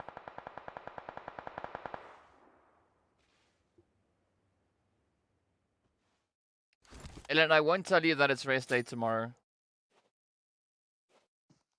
I personally won't tell you that. Freud, welcome back. Freud the Freaks. The Freaks. And after this week, there's a whole week of rest. Yes. Daniel now getting ready. Oh, steps up, spots J7. Down they go. AZ with a beautiful hit. Come on. They're not the next one, but they've got that MG3. You better watch out. Reva. Gonna try and sneak in a bit of third-party contribution, but Sophie is gonna be falling to the zone. Down they go. Mollies are up. Xenox with the rush. Up they come onto AZ. Oh, taking quite a bit of damage in response. Switching over, but it's not gonna work out though. Xenox gets traded. Spec now getting ready to push in as well. Spec, Starch still up on their feet. Still able to claw their way through. AZ now getting spotted out there by Rio as they look to move on in. They want to try and find that last little bit. It's a 3v2v1. Unless, of course, those razors come through. RTG back on their feet. Full squad ready to fight. Here we go. There's going to be that final rumble to come through. Oh, look at the sprays though. Groza gets met there. Starch steps up. The knock is in. Oh, Groza goes down. GQ get eliminated. Good night, goodbye. Down to the final 2 it is. NASR sitting on 5 eliminations so far. Oh, beautiful nade onto Kalaga. Reva, Rio. A little bit of that R&R holding steady. Here we go. Who will be the one to clutch it out? Is it going to be RTG? Will it be NASR? Both teams trying exceptionally hard to get that win secured. But here we go. The spray is in. The M4 does its work. Not finding sufficient damage though, but it's going to be Reva down. Rio now trying to hold steady. A 1v4. Maybe 3. Up comes the nade. MG3 to close it out as Xenox secures the winner chicken dinner. Absolutely phenomenal victory coming through from the side of NASR. As they have an absolutely phenomenal run. What a way to go. Picking up their winner chicken dinner.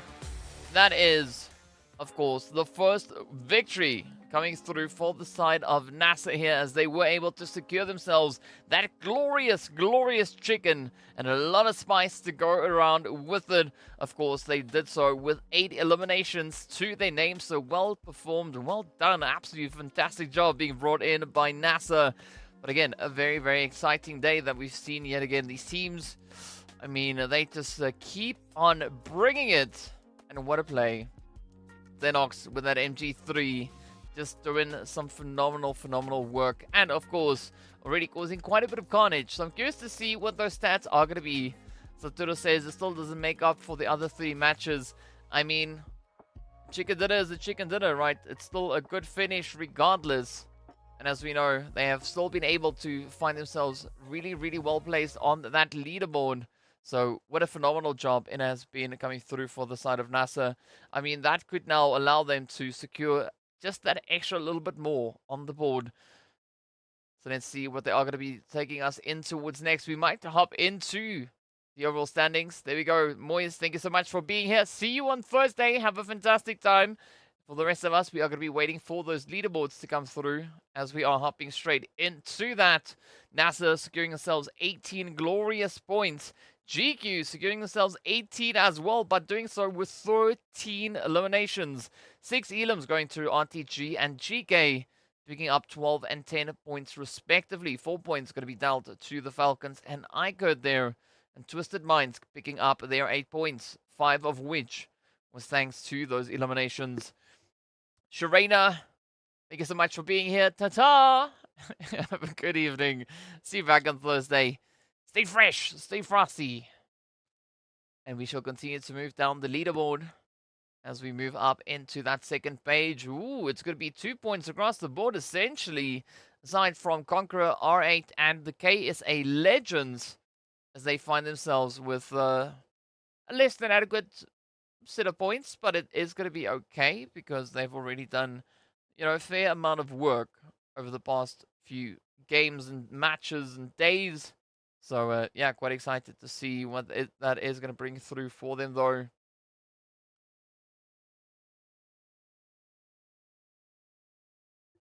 But a very happy play, a very, very happy day, especially if, you know, if your name is on the side there of NASR Esports. So well played. Really looking forward to seeing NASR stepping up and bringing in the performance like they just did. So you gotta love it though.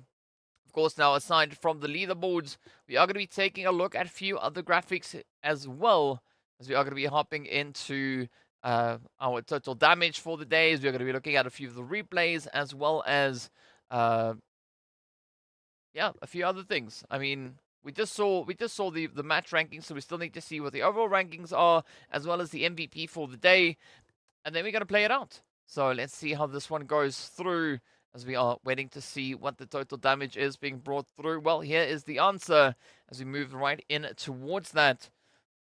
And it does seem like NASR actually bringing in quite a decent conversion rate. A little bit better than that from which we saw come through from the side of GK. Also looking at GQ though, I mean, nearly 3,000 damage being dealt. Very, very impressive performance on their end. Yes, Ellen, we want overall. I think you might be happy with overall, but yeah, we just gotta wait for that overall to come through as we venture into the next little bit. It is gonna be our top performers here in this last match. AZ with the 5 elims, Tofi with the most damage, Bandar picking up the 2 nade finishes, with Crypto getting the longest hit, and of course it is going to be Tofi yet again with the greatest distance traveled. Before they announce the MVP, who do I think it is going to be? That actually is a very, very good question. Dang. Who would I go? Who would I predict? Now you're putting me in a tough position, because now I got to try and recall a lot of the performances that we've had so far today. I definitely say Lord would be a strong contender for that. Yeah, I think that would probably be my prediction for the day. I think Lord could be one of them. If not, I think Lord could be very close in the running for being the MVP. Because we've just seen those strong pushes come in. But yeah, I mean, we are gonna find out pretty soon who that could be. So yeah, I would say either that or Coops, because I mean, we know that they were essentially the MVPs coming through. Yesterday, we did see a very strong contentious play coming in on that end as well. So yeah, I would say maybe Lord or Coops. Right, that's probably what I would go for. What would your prediction be? Who do you think is going to be the MVP for the day? Let me know in the chat, right? Hit us up. Tell me, who do you think is going to be the one to steal the show and get that performance in? Of course, now we are just going to be waiting to see what graphic we are going to be moving in towards next. Okay, so it is going to be the guessing game over on towards the caster's desk, with Cody picking up a glorious 8 victory right on that one, with Yusuf only sitting on 1. We know Moa also getting a little bit of a random prediction previously, so that's why, let's say that's why it didn't really go according to plan for Moa, for Mayo, Moa, Mayo. But yeah, either which way, if you want to give your predictions for MVP, now would be the time to drop them in. Let's see who is going to be right on the money with those predictions. Saturo is going to be staying on the Coops train. I don't have an outstanding MVP today. All right, that's fair enough. That's fair enough. I mean, there were several strong performing players for the majority of the day, right? With different teams taking the dubs. Of course, here we go, right? It was first up that winner chicken dinner getting sent right over to IKURD. Bring in a nice little bit of a, or rather the KSA Legends. My man, the KSA Legends picking up the first winner chicken dinner. Sly getting a back-to-back one with Triple and NASR, then closing up the sequential chickens after that. Death Fury saying that I'm the MVP for the day. Sure, we'll go with that one, as I'm pretty sure I will get awarded something. I can award myself the MVP, right? Facts, TK, MVP by heart. Yeah, sure, thanks. Alright, so we've now taken a look at a quick reminder of who won our winner chicken dinners of the day. I think the next step up they are going to show us will be that MVP. So if you want to give your prediction, do now quickly before we head into the reveal, as I think they are going to be showing it momentarily. But yeah, it would be exciting to see who it is. So as I said, my prediction is either Lord or Coops. I think it's going to be either of those. Saturo is, of course, rooting for Coops. So if you agree with that, let me know in the chat. If you think it's going to be someone else, well, now would be the time to get it in. In the meanwhile, we are going to be waiting to see who exactly it will be, as we are inching closer and closer rather, to that point. But yeah, I think after the MVP... Ellen's saying, I'm definitely the MBC. Yes, sir. Coops, that's the prediction coming through from Kenty. Alright, well, without any further delay, drum roll please. Anthony Loyal also coming through with a prediction. And here is the answer. It is indeed Coops, picking up 29-16 damage, 13 eliminations, and surviving for an average, or a total of 20 minutes and about 31 seconds for the duration of the day across all 4 matches that they were able to play. But here are a few of those highlights in case you missed them. I see how Crowns got themselves secured up into that position. Welcome to the chat though, Anthony. There we have it. Spec. Yeah, it is indeed Coops. It is indeed Ziyan falling down. Oof. I mean, a very, very, very exciting play. Coops, don't miss. Yes, 100%, 100%. Coops didn't miss any of those sprays. Yeah, I mean, yeah, definitely been cooking quite a bit. Have to agree with you on that one, Saturo. But yeah, I think that is essentially where we are for the day. I think the next thing we still need to take a look at is going to be those overall rankings. So curious to see what that will bring on through. And without any further delay, here we go, hopping straight to it. Nigma sitting up on 82 points. PMPL Esports sitting on 73. Then, of course, we can see GK Sly right below them. 57 points coming through for NASR and Twisted. Both teams sitting on exactly the same points. Exactly the same points, right? 22-35. Both teams having secured themselves a winner chicken dinner. The only thing being the tiebreaker there is the name. So NASR N does appear before T on the alphabet. So that is going to be the tiebreaker, right? The name to come through. But an absolutely insane push coming in here. Not much arguing you can do about that. I mean, GK, they've been moved down to that 3rd place. Nigma bouncing all the way up from 3rd place up into pole position. Twisted, they've been moved down to 6th, as we saw. Now taking a look at this 2nd page, IKURD, they've been moved down from 8th down towards that 9th position. We see the players there from Quest still maintaining the exact same slot. CONQUEROR, they've been moved from 12th down to 15th. GQ, they've jumped from 19th up to 14th position. RTG started off in 13th. They are now in 12th place. So no major change coming through on that side. Vision, though, they've been moved from 17th down to 20th. R8, they've been moved from 11th place all the way into 19th. So a big move downwards for them. Definitely not ideal for the play there, but maybe hopefully that is going to be the opportunity, right? As to why the week break, I don't know. Ellen, I honestly can't tell you. I just know that it is a week break, and that is what it is going to be, right? So, yeah, after this week, there is going to be a week off before we return with the final 2 weeks, which is going to be week 3, and then we progress over into the finals themselves. I would definitely sleep for at least 2 days. Yes, wouldn't that be nice, though, right? But unfortunately, not something that is going to be all too healthy for you. I believe us now having taken a look at the overall standings, that should put us on the last little bit of the day here. So I think on that note, I'm gonna love and leave you, right? So thank you so much for everyone for tuning in and being here with us, enjoying all the PUBG Mobile action. Hope you guys had as much fun as I did, and we look forward to seeing you all back again on Thursday as we continue with day number 3 right here in the PUBG Mobile Pro League Arabia Spring Split for 2023. Until then, stay fresh, stay frosty. Ooh, also a big shout out going out for the super chats that we got come through here today as well. So yeah, big thank you for that indeed. But aside from that, so a big thank you going out to Yuri. But aside from that, again, thank you to everyone. You are absolute legends. You're absolute goats. And we look forward to seeing you in the next one. So then, stay fresh, stay frosty, and we'll play out with the last few bits. Bye.